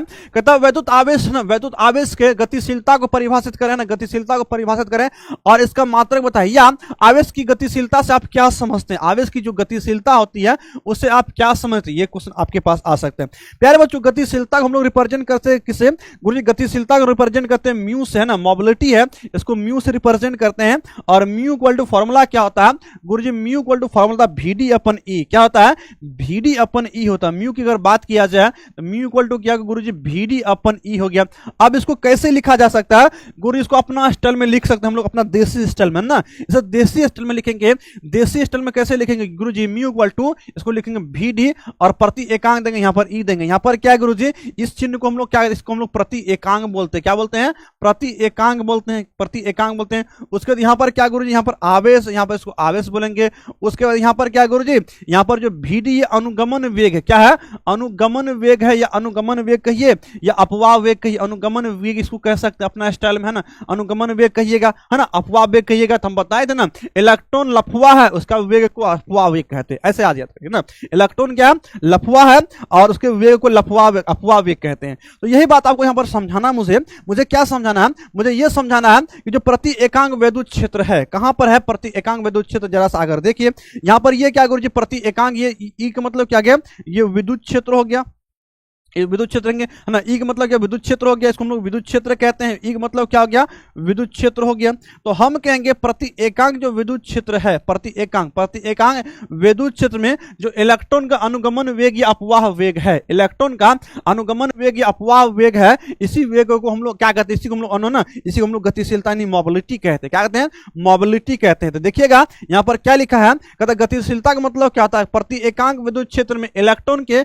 अनुगमन वेग को गतिशील कहते हैं, और इसे म्यू से रिप्रेजेंट करते हैं। म्यू इक्वल टू क्या आता है गुरुजी, VD अपन ई। क्या होता है, VD अपन ई होता है। कहानी खत्म, कहानी क्या हो गया, खत्म, खल्लास, कोई दिक्कत नहीं। चलिए अब बात करते हैं विद्यार्थी जी, बात करते हैं इसका मात्रक। अगर पूछा जाए, आप लोग मात्रक बताइए कमेंट करके, इसका मात्रक क्या हो सकता है, जल्दी से मुझे बताइए इसका मात्रक क्या होगा, जल्दी से मुझे बताइए मात्रक, आप लोग जल्दी से मुझे बताइए इसका मात्रक, आप लोग जल्दी से कमेंट करके मुझे बताइए इसका मात्रक क्या होगा। जो है ना आपके पास अपवाह गतिशीलता है, इसका मात्रक आप लोग कमेंट में जल्दी से लिखिए, ठीक है। मात्रक हम जानना चाहते हैं मेरे विद्यार्थी के पास पकड़ में है कि नहीं। चलिए अगला क्वेश्चन की बात करते हैं। अगला क्वेश्चन हम लोग के सामने दिया गया है, जो धारा घनत्व है, क्या है, धारा घनत्व करंट डेंसिटी है, इसका क्या है, बस इसको हम लोग रिप्रेजेंट किससे करते हैं गुरुजी, इसको रिप्रेजेंट करते हैं जे से। किससे, जे से। और जे इक्वल टू फॉर्मूला क्या होता है गुरुजी, जे इक्वल टू फॉर्मूला होता है आई अपन ए। क्या होता है, आई अपन ए होता है। जे इक्वल टू क्या होता है, आई अपन ए होता है। इसको अपना स्टाइल में लिखेंगे, इसको क्या करेंगे, अपना स्टाइल में लिखेंगे। जब अपना स्टाइल में लिखेंगे, जे इक्वल टू क्या कहेंगे, इसको कहेंगे गुरुजी आई, है ना, बट्टे ए कहेंगे। और ये बट्टे को हम लोग यहाँ पर क्या बोलते हैं, प्रति एकांक। इसे क्या बोलते हैं, प्रति एकांक बोलते हैं। अपना देसी स्टाइल लगातार चलते हुआ चीज है ना, प्रति एकांक बोलते हैं। उसके बाद यहाँ पर जो ए है, ये क्या गुरुजी, क्षेत्रफल। ये क्या है, क्षेत्रफल। ये क्या है, ये क्षेत्रफल है। ये क्या है, तो क्षेत्रफल है गुरुजी, क्षेत्रफल है। उसके बाद यहां पर आई क्या है, आई धारा। आई क्या है, धारा है। तो हम क्या बोलेंगे, हम बोलेंगे प्रति एकांक, है ना, प्रति एकांक क्षेत्रफल में, किसी चालक में प्रति एकांक क्षेत्रफल में जो प्रवाहित धारा है, उसी को क्या कहा, धारा घनत्व कहते हैं। उसे क्या कहते हैं, धारा घनत्व कहते हैं। बहुत अच्छा, क्या कहते हैं, धारा घनत्व कहते हैं। क्लियर है जी, बहुत अच्छा है ना। तो हम धारा घनत्व को क्या कहेंगे, हम यहाँ पर धारा घनत्व को कैसे लिख सकते हैं, तो हम कहेंगे किसी चालक के, है ना, किसी किसी चालक के प्रति एकांक क्षेत्रफल से जो प्रवाहित धारा का मान होता है, उसे धारा घनत्व कहते हैं। उसे क्या कहते हैं, धारा घनत्व कहते हैं। हम कहेंगे जो धारा घनत्व होता है, किसी चालक के किसी बिंदु पर प्रवाहित धारा आई और उस बिंदु के अनुप्रस्थ काट के क्षेत्रफल ए के अनुपात को धारा घनत्व कहते हैं। दोनों में से कोनो परिभाषा आप लिख लीजिए, कोई दिक्कत नहीं। आपको यहाँ पर फ्री मिलेगा, एगो परिभाषा आपको फ्री मिलेगा। एगो परिभाषा के लिए सिर्फ आपको पैसा देना पड़ेगा, एगो परिभाषा आपको फ्री है, ठीक है। तो आप देख लीजिए, कोनो एगो ले लीजिए, है ना, मतलब कि बाय वन गेट वन, है ना, बाय वन क्या होगा बताइए आप लोग, by one get one free आपको मिल रहा है, ठीक है। By one get one free. एक परिभाषा पढ़िए और दूसरा परिभाषा आपको खुद ब खुद आपको याद हो जाएगा, ठीक है जी, है ना। आइए अगला क्वेश्चन की बात करते हैं। अगला क्वेश्चन हम लोग के सामने दिया गया है, कहता है किसी पदार्थ की विद्युत प्रतिरोधकता, इलेक्ट्रिक रेसिस्टिविटी, विद्युत प्रतिरोधकता मतलब रो की बात किया जा रहा है। किसकी बात किया जा रहा है, रो की बात किया जा रहा है। कहता परिभाषा दें और इसका SI मात्रक क्या, इसको आपको बताना है। तो प्यारे बच्चों, सबसे पहले समझो, इनको समझने के लिए आपको कुछ कुछ बातें पता होना चाहिए। कुछ कुछ बातें क्या पता होना चाहिए। पहली बात आपको पता होना चाहिए कि किसी चालक का जो प्रतिरोध होता है वो लंबाई के समानुपाती होता है। एक बात आपको सबसे पहले पता, ये गुरुजी समीकरण नंबर 1 की हो गया। दूसरी बात आपको क्या पता होना चाहिए गुरुजी, दूसरी बात हमको पता होना चाहिए जो R है वो क्षेत्रफल के व्युत्क्रमानुपाती होता है। क्या, क्षेत्रफल के व्युत्क्रमानुपाती। दूसरा हो गया, इन दोनों को मिलाकर लिखिएगा, आपको क्या मिलेगा गुरुजी, दोनों को मिलाकर लिखते हैं R समानुपाती L/A लिखते हैं, L/A लिखते हैं। और समानुपाती हटाते हैं, यहां पर कोई नियतांक आएगा और ये बकलोल P कहलाता है। क्या कहलाता है, बकलोल P है गुरुजी। और ये बकलोल P को हम लोग कैसे लिख सकते हैं गुरुजी, इसको उधर भेजेंगे, उसको उधर भेजेंगे, हम इसको ऐसे लिख सकते हैं। मेरे पास क्या निकल के आया, मेरे पास जो R इक्वल टू निकल के आया रो इंटू L/A। क्या, रो L/A। क्या गुरुजी, रो L/A हमको निकल के आया। हमको रो का मान निकाल, इसका मतलब इसको उधर भेजेंगे, RA हो जाएगा, ठीक है। और L नीचे में दिया L होगा। यहां पर क्या निकलेगा गुरुजी, यहां पर रो निकल गया। और रो क्या गुरुजी, बकलोल P है, प्रतिरोधकता है। और प्रतिरोधकता RA/, क्या होगा, RA/L। क्या हो गया, RA/L हो गया। अब यही प्रतिरोधकता है, इसको हम लोग विशिष्ट प्रतिरोध भी कहते हैं। इसे क्या कहते हैं गुरुजी, बकलोल P है। और बकलोल P का मतलब क्या हो गया, रो। और रो मतलब प्रतिरोधकता। ये क्या होता है, कहता है किसी पदार्थ की जो है ना मतलब इकाई लंबाई और इकाई क्षेत्रफल वाले चालक के प्रतिरोध, यहाँ देखिए यहाँ पर क्या लिखा हुआ, अब देखिए यहाँ पर, यहाँ आपको क्या लिखा, एल मतलब लंबाई है और ए मतलब क्षेत्रफल और आर मतलब प्रतिरोध है। तो किसी चालक की इकाई लंबाई, क्या है इकाई लंबाई, मान के चलिए हम इस इक्वेशन में क्या करते हैं, हम इस इक्वेशन में एल का मान कितना लिखते हैं, एल का मान के चलिए एल का मान कितना लिखते हैं, 1 मीटर लिखते हैं, ठीक है, और क्षेत्रफल हम कितना लिखते हैं, 1 मीटर स्क्वायर लिखते हैं, ठीक है, क्षेत्रफल ए जो है 1 मीटर स्क्वायर लिखते हैं। अगर इनको सॉल्व करेंगे तो रो इक्वल टू क्या होगा गुरुजी, यहाँ पर हमको आर मिलेगा, यहाँ पर 1 मीटर स्क्वायर और नीचे में क्या लिखा हुआ, नीचे में गुरुजी 1 मीटर लिखा, कट जाएगा, मतलब हम कहेंगे, हम यहाँ सिंपल कहेंगे आर जो है मतलब रो जो है वो किसके बराबर हो गया, आर के बराबर, किसके बराबर हो गया, आर के बराबर हो गया। जब हमें क्या किया, हम जब इकाई मतलब इकाई 1 मीटर लिए, लंबाई कितना लिए, हमने 1 मीटर लिया और क्षेत्रफल 1 मीटर स्क्वायर लिया, तो ऐसे कंडीशन में जो रो जो है प्रतिरोध जो प्रतिरोधकता का क्या हो गया, बराबर हो गया, क्या हो गया, प्रतिरोध जो प्रतिरोधकता के बराबर हो गया। तो हम कहेंगे वही मतलब किसी पदार्थ की इकाई लंबाई आपने 1 मीटर लिया था और इकाई क्षेत्रफल 1 मीटर स्क्वायर लिया था, तो चालक के प्रतिरोध जो होता है उस पदार्थ की विद्युत प्रतिरोधकता को कहते हैं। और आपने क्या देखा, आपने देखा रो इक्वल टू, आपने क्या देखा, रो इक्वल टू आपने देखा, रो इक्वल टू जो आपके मान आया तो वो आर ए अपन एल, क्या आया, आर ए अपन एल, या आप इसको ऐसे लिख सकते हैं, आप इसको लिख सकते हैं रो जो है वो आर ए के बराबर भी होगा, कब, जब क्या होगा गुरुजी, जब एल बराबर 1 मीटर होगा, जब एल का मान कितना होगा 1 मीटर होगा और ए कितना होगा 1 मीटर स्क्वायर होगा, क्या 1 मीटर स्क्वायर होगा, तब जो आर जो है ना रो के बराबर होगा। और प्यारे बच्चों उसकी मात्रा की बात किया जाए, उसकी मात्रा क्या ओम मीटर होता है, क्या होता है ओम मीटर होता है, कहानी खत्म है ना, इसका मात्रा क्या आ गया ओम मीटर हो गया। तो ये भी क्वेश्चन आपका खत्म हो जाता है। अगला क्वेश्चन आपके सामने आता है, अगला क्वेश्चन है, कहता है कि किसी पदार्थ की प्रतिरोधकता जिन भौतिक कारकों पर फिजिकल फैक्टर्स पर निर्भर करता, डिपेंड करता, उनमें किन्हीं दो का उल्लेख करें। तो सबसे पहले बात समझिए, ये जो होता प्रतिरोधकता क्या पदार्थ का गुण होता, प्रतिरोधकता क्या होता है पदार्थ का गुण होता है, और ये मुख्यतः दो बातों पर निर्भर करता है, किस पे, तो एक बात क्या गुरुजी, तापमान पे, टेम्परेचर पे, एक क्या आ गया, एक टेम्परेचर पर डिपेंड करता, तापमान पर निर्भर करता है, दूसरा पदार्थ की प्रकृति पर, किस पे, पदार्थ की प्रकृति पर निर्भर करता है। तो अब बात करते हैं, अगर धातु की बात किया जाए तो धातु में तापमान बढ़ने पर प्रतिरोधकता क्या होती, बढ़ जाती है, ध्यान रखना, एक बात ध्यान रखना, धातु में तापमान बढ़ने पर क्या होती, प्रतिरोधकता बढ़ जाती है, क्योंकि इलेक्ट्रॉन और आयनों के बीच में टकराव अधिक हो जाता है, कहानी खत्म हो गया। और फिर कहते हैं पदार्थ की प्रकृति क्या है, तो अलग अलग पदार्थों की जो आंतरिक संरचना होती है ना, आप लोग केमिस्ट्री में पढ़ते हैं ना, आंतरिक संरचना पढ़ेंगे, तो अलग अलग पदार्थों की आंतरिक संरचना अलग अलग होती है, इसका मतलब प्रतिरोधकता भी क्या अलग अलग। आपको उतना ध्यान नहीं रखना, सिर्फ इतना ध्यान रखना, तापमान पर निर्भर करती है, एक बात हो गया, आपको क्या पदार्थ की प्रकृति पर निर्भर करती है, दूसरा बात, बस हो गया, एक्सप्लेनेशन करने की जरूरत नहीं है, 2 नंबर का क्वेश्चन है, कहानी खत्म है ना, एक्सप्लेनेशन करने की जरूरत नहीं, बस 2 पॉइंट फैक्ट लिख दीजिए, कहानी खत्म। आइए हम लोग किसकी बात करते हैं, अगला क्वेश्चन हम लोग के सामने दिया गया है, और ये क्वेश्चन काफी कंफ्यूजन बच्चा है ना, बच्चा सब इस क्वेश्चन से डरा जाता है, कहता है कि एक प्रतिरोधकता जो रो है, तार को खींचा है ना, खींचकर उसकी लंबाई को दुगुनी कर दी जाती है, तो नई प्रतिरोधकता क्या होगा। बच्चा पूछता है क्वेश्चन जो है ना, ये क्वेश्चन को न्यूमेरिकल है या डेरिवेशन है, डेरिवेशन या न्यूमेरिकल से बनेगा, नहीं भैया, सिंपल सी बात है, जो प्रतिरोधकता है वो पदार्थ का गुणधर्म है, क्या है, नेचर गुरुजी प्रॉपर्टीज है, और ये किस पे डिपेंड करता है, तापमान पे डिपेंड करता है और पदार्थ की प्रकृति पर डिपेंड करता है, ना कि लंबाई पर, ना कि ये क्या कहता है, ना कि उसकी लंबाई पर। अब लंबाई को 4 गुना 5 गुना 6 गुना 10 गुना 15 गुना 1000 गुना कर दिया जाए, कोई फर्क नहीं पड़ेगा, मैंने को कोई फर्क नहीं पड़ता है ना, मैंने को कोई फर्क नहीं पड़ता है ना। तो हाँ, वो टाइटल में है, उसको अपडेट कर दिया जाए, टेंशन मत लीजिए, क्लास होने के बाद उसको ठीक कर दिया जाएगा, ठीक है। तो हम क्या कहेंगे, हम कहेंगे जो पदार्थ है, पदार्थ क्या गुरुजी, पदार्थ की जो प्रतिरोधकता होती है वो क्या गुणधर्म प्रॉपर्टीज है, ये सिर्फ टेम्परेचर पे और पदार्थ के नेचर पे डिपेंड करता है, इधर उधर कहीं डिपेंड नहीं करता। लंबाई घटे बढ़े, छोटा हो बड़ा हो, है ना, लंबाई मर जाए जिए, प्रतिरोधकता कोई फर्क पड़ने वाला नहीं है ना, मुझे कोई फर्क नहीं पड़ता है ना, मुझे कोई फर्क नहीं पड़ता, लंबाई छोटा हो जाए बड़ा हो जाए कोई फर्क नहीं पड़ता, ठीक है जी। आइए अगला क्वेश्चन की बात करते हैं। अगला क्वेश्चन हम लोग के सामने दिया गया है, किसी चालक की विशिष्ट चालकता क्या है, किसी चालक की जो विशिष्ट चालकता है ना, जिसको हम लोग विशिष्ट चालकता का अंतरराष्ट्रीय पद्धति में मात्रक क्या है, या विशिष्ट चालकता का ये सूत्र एवं मात्रक को लेके क्वेश्चन एक ही है, पूछने का तरीका अलग अलग है, क्वेश्चन एक ही है, पूछने का तरीका क्या अलग अलग है। तो क्या कहा गया, किसी चालक का जो विशिष्ट पर अगर प्रतिरोधकता की बात किया जाए, जिसको हम लोग प्रतिरोधकता नहीं चालकता की बात किया जाए, इसको हम लोग रिप्रेजेंट किससे करते हैं गुरु, इसको रिप्रेजेंट करते हैं सिग्मा से। तो किसी चालक का जो विशिष्ट प्रतिरोधकता रो होता है, रो इसके उल्टा दीजिए, मतलब 1/रो, क्या 1/रो, ये जो मान मिलेगा सिग्मा का मान मिलेगा, मतलब उस पदार्थ की क्या विशिष्ट चालकता कहते हैं और इसे सिग्मा से प्रदर्शित करते हैं। किसे? इसे सिग्मा से प्रदर्शित करते हैं। हम क्या गुरुजी इसे सिग्मा से प्रदर्शित करते हैं और सिग्मा इक्वल टू 1/रो क्या गया? 1/रो हो गया। और रो का मात्रक आपने क्या देखा? ओम मीटर देखा था, इसका क्या प्रति ओम प्रति मीटर हो जाएगा। उसका मात्रक क्या ओम मीटर था, इसका मात्रक प्रति ओम प्रति मीटर होगा।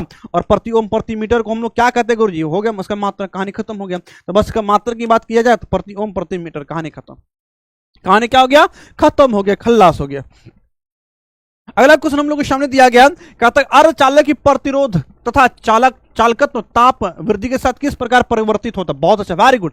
अर्धचालक की बात किया जाए गुरुजी, अर्धचालक एक ऐसा चालक है जो अपने आप में क्या होता है, इसके अंदर क्या चालकता गुण नहीं होता है। जब इसके कान के जड़ में एक बार लगता है गर्मा करके, जब क्या होता है कान के जड़ में गर्मा कर लगता है। कुछ कुछ बच्चे ऐसे होते हैं, जैसे कि अगर देखा जाए विद्यार्थी में देखा जाए तो विद्यार्थी में 3 प्रकार के विद्यार्थी है। एक विद्यार्थी है चालक की तरह, एकदम से वो आराम से किसी बिना मोटिवेशन के, बिना किसी टेंशन के वो एकदम डिसिप्लिन के साथ पढ़ रहा है। ऐसे बच्चों को हम फिजिक्स की भाषा में चालक कहते हैं, ठीक है। एक ऐसा बच्चा होता है पूरा निठल्ला है, मतलब कि कुछो कह दे, कतनो सर जी बोल दे, मम्मी पापा बोल दे, भैया दीदी कतनो बोल दे, पड़ोसी उड़ोसी बोल दे, मैंने कोई फर्क नहीं पड़ता, आराम से टेंशन फ्री करना, एकदम से वो बैठा, वो मतलब वो क्या, वो कुछ चालक है, उसको विद्युत रोधी कहते हैं। लेकिन एक बच्चा ऐसा होता है जिसको उधर से 2-4 लापड़ थापड़ लग गया तो आराम से पढ़ना शुरू कर देता है, इसका मतलब वो विद्यार्थी क्या अर्धचालक है। आप लोग बताइए किस प्रकार के विद्यार्थी जी हैं? चालक है, ये कुचालक है, ये अर्धचालक है ना। तो गुरुजी अर्धचालक वाला बच्चा वो होता है, कोनो बच्चा कहता है गुरुजी मोटिवेशन दीजिए, हमें डिमोटिवेटेड हो गए, हम मान जाते हैं, तब ये बुझ जाते ये अर्धचालक है, इसके अंदर थोड़ा सा गरमाने की जरूरत है, इसके कान की जड़ में थोड़ा सा लगाने की जरूरत है, ठीक है। तो कहता क्या है, जब अर्धचालक के ताप में वृद्धि करता है तो उसका प्रतिरोधकता, मतलब उसकी प्रतिरोधकता क्या, आलसीपन, आलसी घट जाता। जब किसी इंसान के अंदर आलसीपन घट जाएगा, इसका मतलब उसका क्या होगा, उसका चालकत्व बढ़ जाएगा, मतलब उसके अंदर पढ़ने का, आप मान लीजिए आपको 2-4 लपड़ थप्पड़ लग जाता है तो आप गर्मा जाता है, आराम से कान के जड़ में लगता है, गर्मा जाते हैं। और गर्म जब हम लोग कहते हैं कान के जड़ से गर्मा होता है ना, ये जो है थोड़ा सा मतलब आलसी हो गया, तो बस उसको लग जाता है गर्म, उसका कान, मतलब कान एक फ्रेजल वर्ब है, मान के चलिए अपना बिहार में फ्रेजल वर्ब कहते हैं उसको, ठीक है। और फिर उसके अंदर क्या आलसीपन घट गया, जब आलसीपन घट गया मतलब पढ़ने के गुण आ गया, उसको हम लोग क्या कहेंगे, चालकत्व कहेंगे। तो हम कहेंगे ताप में वृद्धि के साथ अर्धचालक का चालकत्व क्या था, बढ़ जाता है। और चालकत्व प्रतिरोध के व्युत्क्रम है ना, व्युत्क्रम के क्या होता है, समान होता है, मतलब आप जानते चालकत्व बराबर क्या, तो 1 बटे प्रतिरोध होता है, बस कहानी खत्म हो गई, ठीक है जी। आप लोग बताइए किस प्रकार के कैटेगरी विद्यार्थी, आप चालक हैं, कुचालक है, अर्धचालक हैं, सेमीकंडक्टर हैं ना, ना सेमीकंडक्टर मत बनिए, ठीक है, नहीं तो आएंगे घर पे, ठीक है, और फिर सब कान के जड़ में लगाएंगे, ठीक है, आराम से तब ना आप लोग थोड़ा सा मतलब कान जब गर्म कर देंगे एक बार खींच खाच करके, तब आप लोग जो है पढ़िएगा। हाँ, किसकी बात करते हैं, हम बात करते हैं परमाणिक प्रतिरोध को बनाने के लिए जो कांस्टेंट और मैग्नीन प्रयोग किया जाता है ना। कांस्टेंटन और क्या किया जाता है गुरुजी, कांस्टेंटन और मैग्नीन की प्रयुक्त किया जाता है, क्यों किया जाता है, इसके कारण आपको जवाब देना। प्यारे बच्चों ये दोनों क्या है गुरुजी, ये मिश्र धातुएं हैं और इनके क्या होती है, इनकी जो प्रतिरोधकता होती है उच्च होती है और इसकी प्रतिरोधकता उच्च होती है, और मतलब हम कहेंगे, और इसका जो प्रतिरोधक ताप गुणांक होता है निम्न, ताप गुणांक क्या होता है, निम्न होता है। और जब ये ताप गुणांक निम्न होता है इसका मतलब इसका गलनांक भी क्या होगा, निम्न होगा, है ना। गलनांक क्या होता है, निम्न होता है, बस यही कारण आपको ध्यान रखना, ठीक है जी। चलिए चल अगला क्वेश्चन की ओर चलता है। अगला क्वेश्चन हम लोग को दिया गया है, कहता है फ्यूज के तार के 2 विशिष्ट अभिलक्षण बताइए। फ्यूज के तार में क्या होता है, कम गलनांक होता है, गलनांक निम्न होता है, और इसकी प्रतिरोधकता क्या होता है गुरुजी, प्रतिरोधकता जो होती है उच्च प्रतिरोधकता होती है, कहानी खत्म हो गई, ठीक है। अगला क्वेश्चन की बात करते हैं। क्वेश्चन बात दिया है, कहता है नारंगी और पीला रंग के लिए कार्बन पर कलर कोड दीजिए। नारंगी के लिए गुरुजी कितना होता है, बीबी ऑफ ग्रेट ब्रिटेन, हम देख लेंगे, वहां से हम लोग आराम से बना सकते हैं। क्या कहेंगे, बी रॉय है ना, ऑफ क्या कहेंगे गुरुजी, ग्रेट ब्रिटेन, ऑफ क्या कहेंगे, ग्रेट ब्रिटेन। इसमें देखिए कहीं आया आपको, है ना। अब देखिए यहाँ पे बी मतलब क्या गुरुजी, ब्लैक हो गया, काला क्या हो गया, काला अक्षर भैंस बराबर, उसके क्या गुरुजी भूरा हो गया, ठीक है, भूरा हो गया। ये क्या, रेड मतलब लाल हो गया, ये क्या गुरुजी, लाल हो गया। हम कहेंगे ये क्या है, ये लाल है, ये क्या है, ये लाल है। ओ मतलब ऑरेंज, नारंगी, ये क्या गुरुजी, नारंगी है, क्या नारंगी है। और वाई मतलब पीला, येलो मतलब ये पीला है, ठीक है, पीला है। तो हम कहते हैं किसकी किसकी पूछा गया है गुरुजी, नारंगी और पीला पूछा गया। गिनती कीजिए, स्टार्ट कीजिए किससे, 0 से। 0 लिखिए, 1 लिखिए, ठीक है, इसका 2 लिखिए, उसके बाद 3 लिखिए और यहाँ पर 4 लिखिए। तो नारंगी कितने नंबर पे आया, नारंगी 3 पे, नारंगी 3 लिखेंगे और येलो कितने 4 पे, 4 लिखेंगे, कहानी खत्म हो गया। इस ट्रिक को याद रखिएगा। ऑब्जेक्टिव यहाँ से ऑब्जेक्टिव ज्यादा आता है, ठीक है, इसमें से ऑब्जेक्टिव है ना, कार्बन कलर कोड के एक ऑब्जेक्टिव आपको जरूर देखने के लिए मिल सकता है, ठीक है। हालांकि अब नए एनसीईआरटी को डिलीट कर दिया गया, लेकिन फिर भी आपको पूछा जा रहा है। क्वेश्चन क्या आता है, कहता है कई सेलों को समांतर क्रम में जोड़ने पर लाभ और हानि बताइए, है ना। और कई सारे सेल है उसको समांतर क्रम में जोड़िए और क्या कीजिए, लाभ और हानि को बताइए। तो लाभ और हानि क्या हो सकता है, जब इसको हम लोग लाभ की बात किया जाए, अगर लाभ की बात करते हैं तो लाभ में क्या क्या लाभ हो सकता है, अगर समांतर क्रम में जोड़ेंगे इसकी लाभ क्या हो सकता है, तो हम कहेंगे वोल्टता समान रहती है, वोल्टता क्या होती है, समान रहेगी और इसकी धारा की अधिक समय तक मिलती रहती है। जब इसको हम लोग क्या करेंगे, जब समांतर क्रम में जोड़ेंगे तो वोल्टता सबका वोल्टेज समान होगा, जब वोल्टेज समान होगा तो अधिक समय तक धारा मिलती रहती है। दो हमको बात हो गया, मतलब एक बात हो गया, ये 2 बात हो गया। दूसरी बात कहते हैं अगर क्या होता है एक सेल खराब भी हो जाता है, समांतर क्रम एक सेल खराब भी हो जाता है तो उसके कारण से क्या होता है, परिपथ जो होता है, परिपथ क्या होता है, भंग नहीं होता, तब पर भी क्या होता है, काम चलते रहता है, परिपथ क्या होता है, भंग नहीं होता। अगर हानि की बात किया जाए, जब हानि की बात किया जाए तो गुरुजी वोल्टता नहीं बढ़ती, क्या होती है, वोल्टता नहीं बढ़ती और धारा जो होता है असंतुलित हो सकता है, धारा क्या होता है, इनबैलेंस्ड हो सकता है। इसका क्या हानि है, तो लाभ और हानि आपसे पूछा जा सकता है। तो ये पॉइंट आपको लिखना, ज्यादा लिखने की जरूरत आपको नहीं है। एक वो लाभ लिख दीजिए, एक वो हानि लिख दीजिए, 2 नंबरिया क्वेश्चन है, कुंची है, पूरा किताब लिख के आएंगे क्या, ऐसा नहीं हो सकता, कभी नहीं हो सकता है ना। कुंजी लिखने में मेहनत लगता है कि, है ना, मास्टर से नंबर देने में कुंजी होता है, हम पूरा किताबें लिख देंगे तो वो इतनी नंबर देगा, कहेंगे क्या होता है ये सब कभी कभी हो जाता है। क्वेश्चन जब हम लोग बनाते थे ना, क्या लिखेगा उतना नंबर देने करेगा, लिख के क्या करेंगे होता है किसको किसके मन में ये सवाल आता है, ऐसा ऐसा होता है कभी कभी, छोड़ो हटा लेकिन ऐसा नहीं करना, ऐसा गलती आपको नहीं करना, ठीक है। आपको ये मान के चलना है हमने अपने समय में गलती किया था, ठीक है, तो मुझे आज थोड़ा बहुत उसका कीमत चुकाना पड़ रहा है, लेकिन आपको ऐसा गलती नहीं करना है, नहीं तो फिर आगे चलकर ना आप भी मेरे तरफ पछताइएगा, ठीक है, और अपना दुख दर्द किसको बताइएगा तो किसी को बता भी नहीं पाइएगा। गलती नहीं करना, आराम से आपको डिसिप्लिन के साथ एग्जाम देना, आप एग्जाम को एग्जाम की तरफ मानिएगा, ठीक है, उसको ही नहीं चलेगा ऐसा होता था हम लोगों के समय। किसकी बात किया जाए, कहते हैं विद्युत नेटवर्क के लिए किरचॉफ के दोनों नियम को लिखिए, ठीक है, किरचॉफ का क्या कीजिए, दोनों नियम को लिखिए। किरचॉफ गुरु जी क्या बात है, किरचॉफ का नियम, किरचॉफ का नियम, हमको लगता है कि हम पढ़ाते हैं ना, कितना बार हम किरचॉफ किरचॉफ किरचॉफ, जिधर से आओ किरचॉफ किरचॉफ, लगता है कि ऐसा फील हो गया कोई आगे किरचॉफ किरचॉफ किरचॉफ किरचॉफ कर रहा है, ऐसा हगल बगल में लगता है किरचॉफ हो गया, इधर भी किरचॉफ है उधर भी किरचॉफ है। कभी कभी आप जब पढ़िएगा ना तो कुछ कुछ ऐसा नियम, कुछ कुछ ऐसा रूल्स होता है जो आपके इर्द गिर्द में घूमते रहेगा, किरचॉफ कोई आपको बोल रहा किरचॉफ, हाँ किरचॉफ, लगा कि एगो मूवी देखे थे, वो डायलॉग मतलब सीन हमको याद आता है, मीम बहुत उसका हमारा होता है, अक्षय कुमार और प्रवेश, वो क्या ना, प्रवेश रावल है शायद, प्रवेश रावल नहीं, राज, ये एक वो है कोई, वो जो मतलब कि कॉमेडियन रोल कहते हैं, मतलब पानी पानी पानी पानी ऐसे हो जाता है। तो कभी कभी पढ़ाई जो इस लेवल का हो जाता है ना, अगर कोई बोल दे किरचॉफ, हाँ क्या किरचॉफ, कोई बोल दे हाँ विटोसन ब्रिज क्या है, हाँ कोई बोल दे इंद्रधनुष, अरे इंद्रधनुष हम तो पढ़े हैं, तो ये सब कभी कभी हो जाता है, ऐसा हो जाता है, हम लोग भी पढ़ते थे ना, कोई बोल देता था विद्युत, हाँ विद्युत बस हो गया, दिमाग में रन करना शुरू कर रहा था। तो जब पढ़ाई की लेवल आपके लेवल की होती है ना, और सुबह में कभी कभी तो ऐसा होता था, हम अपनी लाइफ में अनुभव किए, पता ना आप लोग अनुभव किए कि नहीं किए हैं, हम अपनी पढ़ाई को इतनी लेवल पे करते थे ना कि भोरे ना, जब मतलब कि वैसे मेरा आदत है कि सुबह 4 बजे जग करके पढ़ने का आदत है, लगभग हम सब दिन अभी भी आपको हम 4 बजे जग करके ही हम पढ़ते हैं, ठीक है, तो मेरा आदत है। तो 4 बजे जिस दिन अगर नहीं जगते थे उस दिन रात में मतलब सपने में पढ़ाई करते थे हम, सपने में। मैं तो आपको बोलेगा तो आपको मजाक लगेगा, गुरुजी क्या आप डिंग मार रहे हैं, ऐसे तो फिलोसफी वाला बातें हो गया। आप जब तैयारी उस लेवल करिएगा ना, तो आप जब सुबह में जिस दिन नहीं जगेगा आप नींदे में सपने में पढ़ लीजिएगा, होता है ऐसा। हाँ ये तब होता है जब आपकी तैयारी खूब ज्यादा हाई लेवल की होगी, खूब ना मतलब कह सकते हैं कि सैचुरेटेड लेवल की तैयारी हो जाएगी, ये तब होता है। शायद आपने अनुभव किया होगा, जब 10th में आप तैयारी करते होंगे तो आपको ये बात अनुभव हुआ होगा, आपको कुछ कुछ ऐसा चीज होगा आपको मतलब नींदे में सॉल्व होता था। तो वो बेंजीन वाला कहानी आपको याद है, बेंजीन सर बताए होंगे, जो बेंजीन के जो सूत्र होता है उसने क्या था, साइंटिस्ट पूरा परेशान थे, उस दिन सपना में सपना आया कि जो सांप है जो है अपना पूंछ को मुंह में लिए हुआ, तब से बेंजीन का आकार दे दिया है, ऐसा सर बताए होंगे, है ना। तो वही कहानी यहाँ पर होता है। तो कभी कभी तैयारी लेवल की हो जाती है तो आपको ध्यान में रखना पड़ता है। हाँ हम किसकी बात कर रहे हैं, हम बात कर रहे हैं केसीएल की बात कर रहे हैं, हाँ ऐसा होता है ना। है ना। हम किसकी बात करते हैं, 10th में ऐसा होता बिल्कुल होता है, अगर तैयार 12th में भी आप तैयारी उस लेवल कीजिएगा ना, आप पढ़ाई के प्रति जब आतुर हो जाइएगा तो आपको ये चीज होगा, ठीक है। हम बात करते हैं किसकी, केसीएल की बात करते हैं और केवीएल की बात करते हैं, किरचॉफ लॉ की बात करते हैं। गुरुजी ये किरचॉफ किरचॉफ किरचॉफ बोलते बोलते ना कितना बच्चा का दिमाग में टेंशन हो गया होगा, ठीक है, लेकिन अभी टेंशन आपको लेने की कोई जरूरत नहीं है, ठीक है, अभी आपको पढ़ना, ठीक है। किरचॉफ नियम की बात करते हैं गुरुजी, ये सबसे पहले समझिए ये किसके लिए है गुरु, ये जटिल परिपथ के लिए, किसके लिए है, ये जटिल परिपथ के लिए, क्या है, ये जटिल परिपथ के लिए। मुझे एक बात पता, आप लोगों के साथ बताए होंगे कभी, जब हम यहाँ दिशा में हम आए थे ना, मेरा जब इंटरव्यू हुआ था ना, मेरा टेस्ट हुआ था पहले, ठीक है, मतलब टेस्ट पहले तो टेस्ट हुआ, टेस्ट में जब पास कर गए तो हमारा इंटरव्यू हुआ, तो जो संजय सर हैं, ठीक है, वो हमसे यही क्वेश्चन पूछे थे, बताइए किरचॉफ का नियम क्या होता है।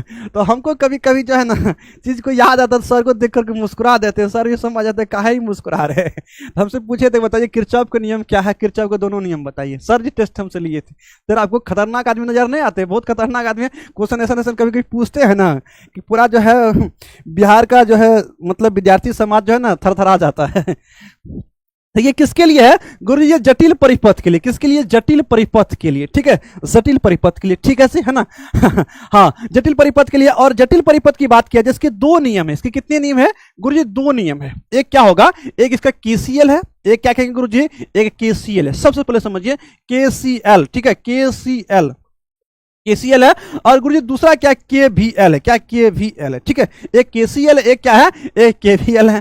अब केसीएल और केवीएल की बात करते हैं, केसीएल और केवीएल की बात करते हैं, तो केसीएल को क्या कहा जाता है गुरुजी, करंट है, इसको क्या कहेंगे यहाँ केसीएल, सीएल मतलब किरचॉफ्स करंट लॉ, क्या कहते हैं, किरचॉफ्स करंट लॉ और किरचॉफ्स वोल्टेज लॉ। तो करंट मतलब क्या गुरुजी, धारा, तो इसमें मतलब पहला नियम है, इसको धारा नियम भी कहा जाता है, इसको क्या धारा नियम में भी कहा जाता है। और जब धारा होता है गुरुजी परिपथ, उसको हम लोग संधि नियम के भी नाम से जानते हैं, क्या जानते हैं हम लोग इसे संधि नियम के नाम से भी जानते हैं, ठीक है, संधि नियम के।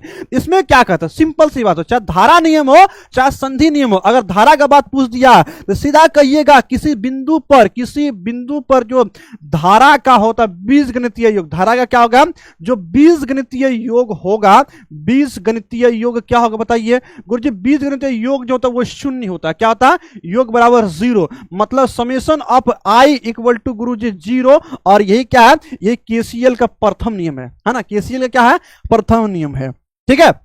उसके बाद बात करते हैं किसकी, केवीएल की बात करते हैं गुरुजी। केवीएल मतलब इसको वोल्टेज कहते हैं, कैसे वोल्टेज कहते हैं, ठीक है, इसे कहते हैं वोल्टेज कहते थे, इसे वोल्टेज कहते हैं। और वोल्टेज में इसको हम लोग क्या कहेंगे गुरु, इसको हम लोग कहते हैं केवीएल की बात करें तो यहाँ पर बस वही बात है, यहाँ पर जो विभवांतर की बात किया जाए, किसका बात किया जाए, विभवांतर कह दीजिए या आप विद्युत वाहक बल कह दीजिए, क्या कह दीजिए, विद्युत वाहक बल कह दीजिए, वाहक बल कहिए। इनका जो योग होता है, योग इसका क्या है, इसका योग 0 होता है, क्या होता है, 0 होता है, मतलब समेशन ऑफ डेल्टा भी, समेशन ऑफ डेल्टा भी की बात किया जाए गुरु, समेशन ऑफ डेल्टा भी की बात किया जाए, समेशन ऑफ डेल्टा भी की बात किया जाए तो यहां पर क्या होगा, समेशन ऑफ डेल्टा भी की बात किया जाए गुरु, इसका योग जो होता है वो 0 होता है, बस हो गया, डेल्टा भी इसका योग क्या होता है, 0 होता, बस ये आपको ध्यान में रखना। और मजे की बात आपको एक और याद रखना है, ये धारा है, इसका मतलब यहां आवेश की बात किया जाएगा, किसका बात किया जाएगा, आवेश की बात किया जाएगा।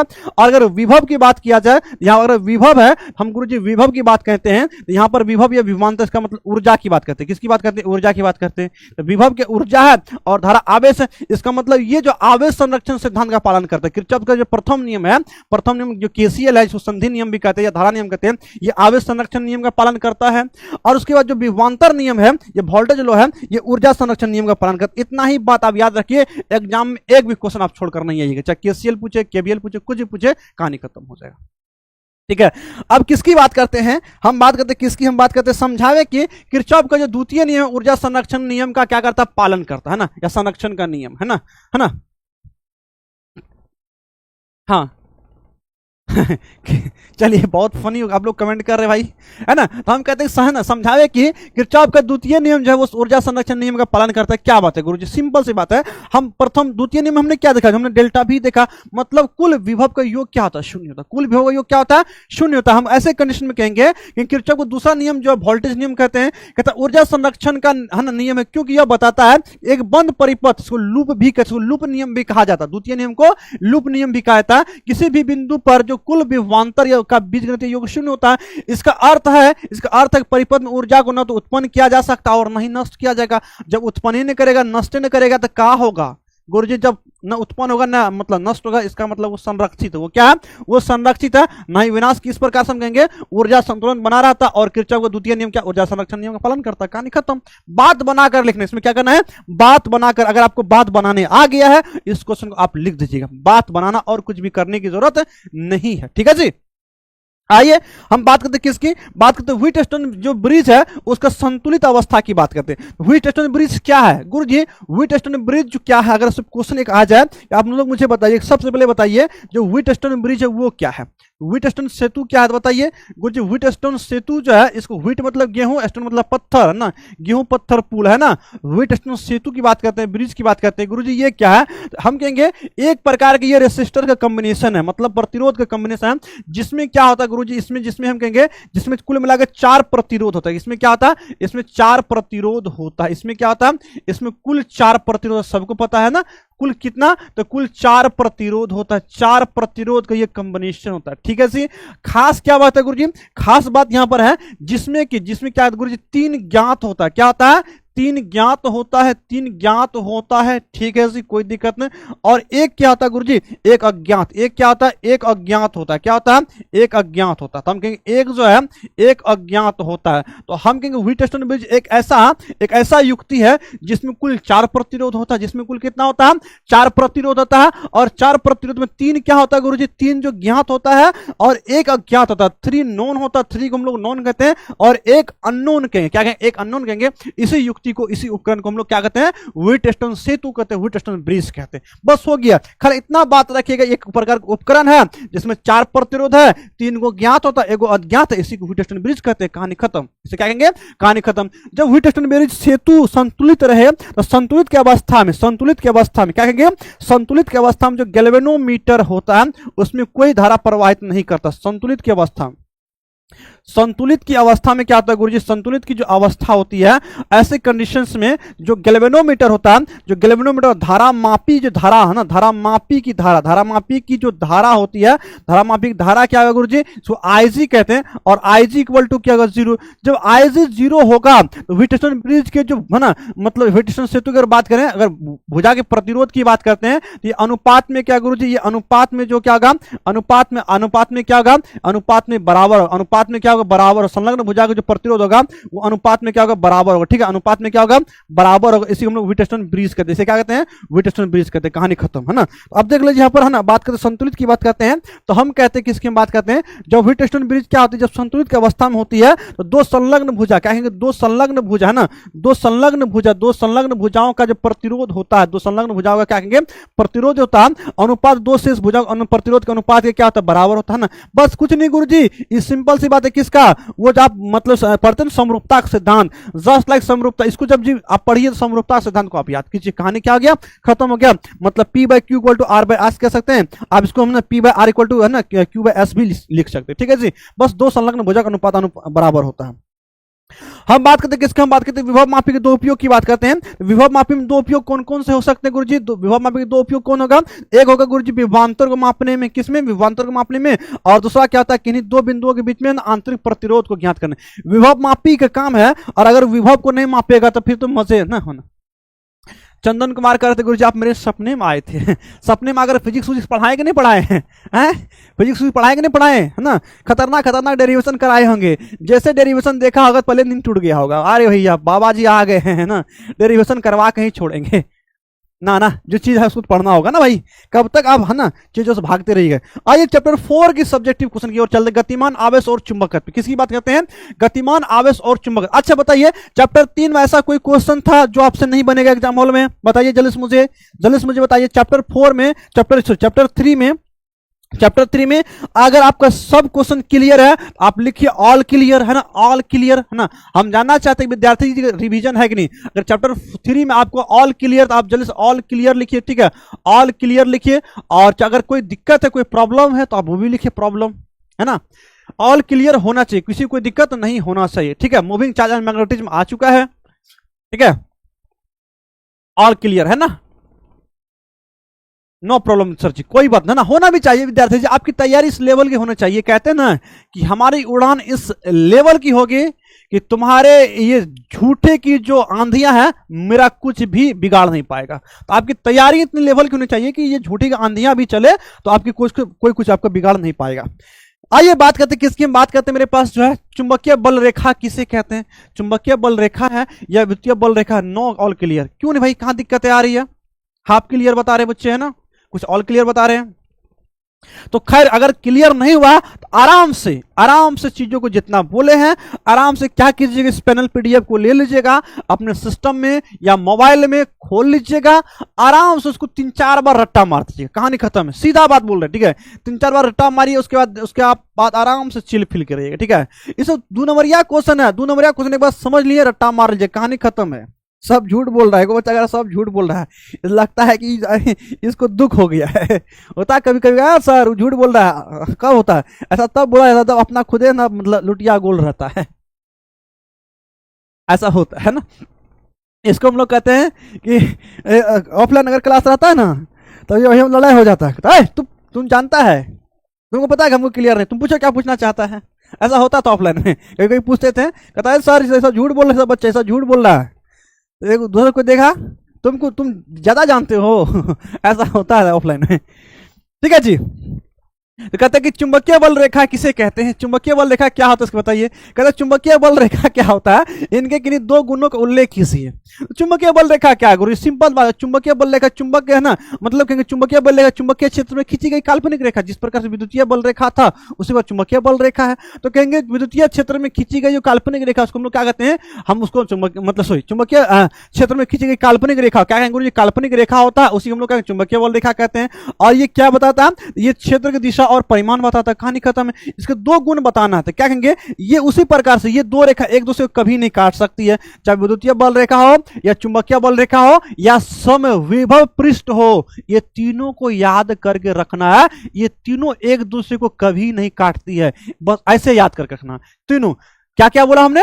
2 विद्युतीय क्षेत्र रेखा एक दूसरे को कभी नहीं काटती है, 2 समविभव पृष्ठ एक दूसरे को कभी नहीं काटती है, और 2 चुंबकीय बल रेखा भी एक दूसरे को कभी नहीं काटती है। बस 3 बात आपको याद रखना, और ये बात चुपचाप आप याद रखना, ठीक है। तो हम कहेंगे ये दूसरे कभी नहीं काटती है। और उसके बाद मतलब चुंबकीय क्षेत्र की रेखा के ऊपर कोई अगर रेखा खींचे तो कोई स्पर्श रेखा खींचे तो वो स्पर्श रेखा जो होता है उस बिंदु पर क्या चुंबकीय क्षेत्र की दिशा को बताता है। क्या विद्युतीय क्षेत्र के लिए भी है, आप विद्युतीय क्षेत्र को पढ़िए, चुंबकीय क्षेत्र आराम से आपका हो जाएगा, कहानी खत्म। इसमें कुछ ज्यादा लगाने की जरूरत नहीं है तो नहीं है। आइए हम बात करते हैं किसकी, हम बात करते अगला क्वेश्चन की बात करते हैं। मेरे पास क्वेश्चन आ गया, फ्लेमिंग के बाएं हाथ का नियम याद कीजिए। फ्लेमिंग का बाएं हाथ जब भी पूछा जाए आप अपना बाएं हाथ ऐसे लीजिए, ऐसे मारिए, मारिए गोली, और FBI क्या बोलेंगे?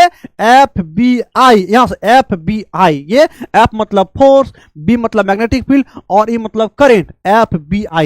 ये क्या गुरुजी? अंगूठा है, ये तर्जनी है, और ये मध्यमा। अगर तर्जनी क्या कहता है? चुंबकीय क्षेत्र की दिशा को बताता है, और ये धारा की दिशा को बताता है, तो ये चालक पर लगने वाला बल की दिशा को बताएगा। किसको बताएगा?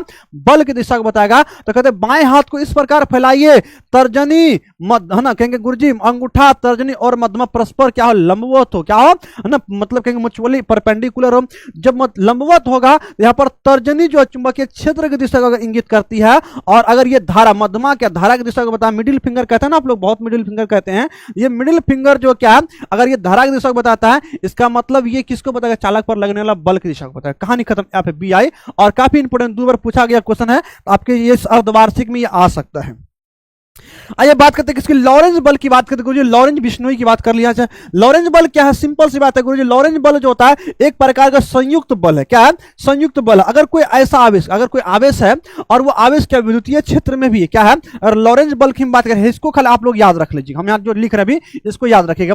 लॉरेंज बल बराबर क्या होता है गुरुजी? लॉरेंज बल बराबर होता है विद्युतीय बल। क्या कहेंगे? विद्युतीय बल। विद्युतीय बल क्या है? विद्युतीय बल कहिए, ठीक है। विद्युतीय बल प्लस क्या होगा गुरुजी? प्लस होता है चुंबकीय बल। प्लस क्या होता है? चुंबकीय बल। ऐसे याद रखिएगा, बस ऐसे ही याद रखिएगा, हमको ऐसे याद है। जब भी कभी लॉरेंज बल की बात हमसे पूछा जाता है तो हम सीधा कहते हैं लॉरेंज बल क्या है? तो विद्युतीय बल प्लस क्या? चुंबकीय बल है। तो विद्युतीय बल क्या है गुरुजी? यहाँ पर इसको रिप्रेजेंट करते हैं Q इंटू ई से। किससे? Q इंटू ई से, या वेक्टर ई लिख दीजिए, कोई दिक्कत नहीं, वेक्टर ई लिखते हैं। यहाँ पर गुरुजी यहाँ पर क्या होता है? Q इंटू क्या होता है? Q हम कहेंगे Q कहेंगे, Q इंटू हम कहेंगे Q प्लस क्या गुरुजी? वेक्टर है ना, v क्रॉस वेक्टर b कहेंगे, क्यू भी साइन थीटा होता है। हम इनमें क्या करते हैं, q को कॉमन लेते हैं, तो यहाँ पर f जो होगा क्या होगा गुरुजी, f जो होगा q मेरा कॉमन होगा, तो यहाँ पर क्या होगा वेक्टर e होगा, वेक्टर e मेरे पास आ गया। और इसके बाद क्या गुरुजी वेक्टर e प्लस क्या होगा vector v cross vector b, क्या है vector v plus vector b कहेंगे। और ये क्या गुरुजी लॉरेंस बल है, कहानी खत्म हो गया। तो आराम से हम कहते हैं गुरुजी ये क्या है लॉरेंस बल है। अगर इसको मतलब वेक्टर के फॉर्म में ना लिखना, इसको अगर सिर्फ अगर स्केलर के फॉर्म में लिखना, आप इसको क्या लिख सकते हो, f बराबर क्या लिख सकते हो q इंटू क्या लिख सकते हो वेक्टर e, क्या q इंटू लिख सकते हो e प्लस वेक्टर ना v cross b, v cross की v क्रॉस b। और इस चैप्टर हमने आपको बताया था, इस पूरे चैप्टर 4 में पूरा चैप्टर में आपका v क्या b जो होता है वो लास्ट में आता, क्या आता लास्ट में आता है। तो हम कहेंगे लॉरेंस बल से क्या पूछा जाए, आप इसी को डिफाइन कर दीजिए। तो कहता है विद्युत क्षेत्र तथा चुंबकीय क्षेत्र संयुक्त, और विद्युत क्षेत्र और चुंबकीय क्षेत्र के संयुक्त क्षेत्र में गतिशील आवेशित पर लगने वाला बल को लॉरेंस बल कहते हैं। और लॉरेंस बल फॉर्मूला आपका कहानी यहाँ खत्म हो गया। तो लॉरेंस बल क्या, कोई ऐसा आवेश है जो विद्युतीय क्षेत्र और चुंबकीय क्षेत्र दोनों जगह काम कर रहा है, दोनों जगह गति कर रहा है, और उस दोनों पर मतलब उस दोनों के कारण मान लो कि हम एगो आवेश है, एकदम प्यारा सा आवेश है, इधर मतलब विद्युतीय क्षेत्र है और चुंबकीय क्षेत्र है, हम इसमें गति करते करते करते गए है ना, गति करते करते गए, हमको विद्युतीय क्षेत्र भी बल लगा रहा और चुंबकीय क्षेत्र भी बल लगा रहा। मतलब कहेंगे मम्मी मम्मी मुझे लॉरेंस बल लगा, मुझे क्या लगा, मुझे लॉरेंस बल लगा। तो सिंपल सी कहानी यहां पर खत्म होता है। ठीक है, तो आइए बात करते हैं, हम किसकी बात करते हैं, हम बात यहां पर करते हैं नेक्स्ट पॉइंट की और नेक्स्ट क्वेश्चन की ओर बात करते हैं। मेरे पास अगला क्वेश्चन क्या है, अगला क्वेश्चन है कि है ना उदग्र ऊपर की ओर चुंबकीय क्षेत्र में एक धनावेशित कण को क्षैतिज पूर्व की ओर फेंकने पर लगने वाला बल की दिशा क्या होगा। और 2 बार क्वेश्चन ये पूछा भी गया है ना, 2 बार क्वेश्चन ये पूछा भी गया है। तो हम कहेंगे जब किसी आवेश को क्या ऊपर की ओर, ध्यान रखना पॉइंट ध्यान रखना, जब क्या कहता है उदग्र मतलब ऊपर की ओर क्या कहता है चुंबकीय क्षेत्र में एक धनावेशित को फेंकते हैं, जब ऊपर की ओर क्या कहता है कण को क्षैतिज रूप से क्या कहते हैं पूर्व दिशा में फेंका जाता है, तो पर लगने वाला बल चुंबकीय बल हमेशा वेग के लंबवत होती है। इसका मतलब उसकी बल की दिशा क्या होगी, दक्षिण की ओर, क्या होगी दक्षिण की ओर होगी। अगर यहीं पर आवेश धनावेशित ना होता, ऋणावेशित होता, अगर आवेश क्या होता ऋणावेशित होता, तो वहां पर लगने वाला बल क्या था गुरुजी उत्तर की ओर हो जाता, क्या होता उत्तर की ओर हो जाता, कहानी खत्म। अगला क्वेश्चन है, अगला क्वेश्चन आपके सामने यहां पर दिया गया है, चुंबकीय क्षेत्र के अनुदिश गतिशील आवेशित कण का मार्ग कैसा होगा। अगर कोई चुंबकीय क्षेत्र है, इधर चुंबकीय क्षेत्र ले लीजिए, इधर चुंबकीय क्षेत्र ले लीजिए, मुझे है ना चुंबकीय क्षेत्र ले लिए, और इसी तरफ क्या अगर एक आवेश जो Q है, मान लेते यहां पर कोई आवेश जो है, कोई आवेश इसी और गति कर रहा है ना, कोई आवेश को आप मान लीजिए कोई आवेश जो है इसी और गति कर रहा है, जब कोई आवेश इसी और गति करेगा, मान लो आवेश Q है इसी और गति करेगा, अब यहां पर बताइए इसका जो वेग होगा और ये वेक्टर B है, इसके बीच में थीटा का मान कितना होगा गुरुजी, वेक्टर V क्रॉस वेक्टर इसके बीच में जो थीटा का मान कितना होगा 0 डिग्री। अब इसका जो हमसे पूछा गया इसकी मार्ग कैसा होगा, तो मार्ग पता करने के लिए हम सबसे पहले बल की दिशा ज्ञात करेंगे। तो बल क्या, F बराबर क्यू भी बी साइन थीटा, F बराबर क्या होता है क्यू भी बी साइन थीटा होता है ना, साइन थीटा होता है। हम थीटा का मान कितना लेते हैं गुरु, थीटा का जो मान लेते हैं यहाँ पर क्या होता है, थीटा का मान कितना गुरु जी 0 डिग्री, F बराबर क्यू भी बी कितना साइन 0, और साइन 0 का मान कितना 0, मतलब लगने वाला बल क्या गुरु जी, लगने वाला बल 0 हो गया। जब कोई बल नहीं लग रहा है, जब कोई बल नहीं लग रहा है, इसका मतलब वो क्या होगा, उसका मार्ग सीधा, वो सीधा चुपचाप निकल जाए, क्या होगा चुपचाप वो सीधा निकल जाए, तो कोई बल काम वहां पर नहीं करेगा। आइए अगला क्वेश्चन की ओर चलते हैं। क्वेश्चन हम लोग को दिया गया, कहता है साइक्लोट्रॉन क्या है गुरुजी, साइक्लोट्रॉन क्या है, साइक्लोट्रॉन एक ऐसी युक्ति होती है, साइक्लोट्रॉन क्या है एक ऐसी युक्ति होती है जिसको हम लोग क्या है, जिसके द्वारा जो पॉजिटिव चार्ज पार्टिकल्स है, अल्फा हो गया न्यूट्रॉन हो गया, ये सब को त्वरित करने के लिए इसका उपयोग किया था। क्या है साइक्लोट्रॉन एक ऐसी युक्ति है जिसका उपयोग जो होता है धनावेशित कण जैसे कि प्रोटॉन हो गया, न्यूट्रॉन हो गया, अल्फा कण आदि को त्वरित करने में किया जाता है। ठीक है, फिर कहता है इसकी 2 परिसीमाएं बताइए, परिसीमा आपको बताना। साइक्लोट्रॉन केवल धनावेशित कणों को त्वरित करने के लिए क्या है, तो सबको पता है साइक्लोट्रॉन सिर्फ किसके लिए है, सिर्फ only for positive charge particles के लिए। उसका जो साइक्लोट्रॉन है वो जो न्यूट्रल बॉडी है, मतलब जो अनचार्ज बॉडी है, अनचार्ज पार्टिकल्स है, उसको त्वरित नहीं कर सकता। सिर्फ वो सिर्फ किसको करता है, धनावेशित कण को, किसको साइक्लोट्रॉन सिर्फ धनावेशित कण को त्वरित करता। और इसी को बना बनाकर आप लिख दीजिए, इलेक्ट्रॉन को है ना, इलेक्ट्रॉन को ना साइक्लोट्रॉन द्वारा त्वरित नहीं किया जा सकता, क्योंकि इलेक्ट्रॉन क्या नेगेटिव चार्ज पार्टिकल्स है। कहानी खत्म, कहानी खत्म है ना।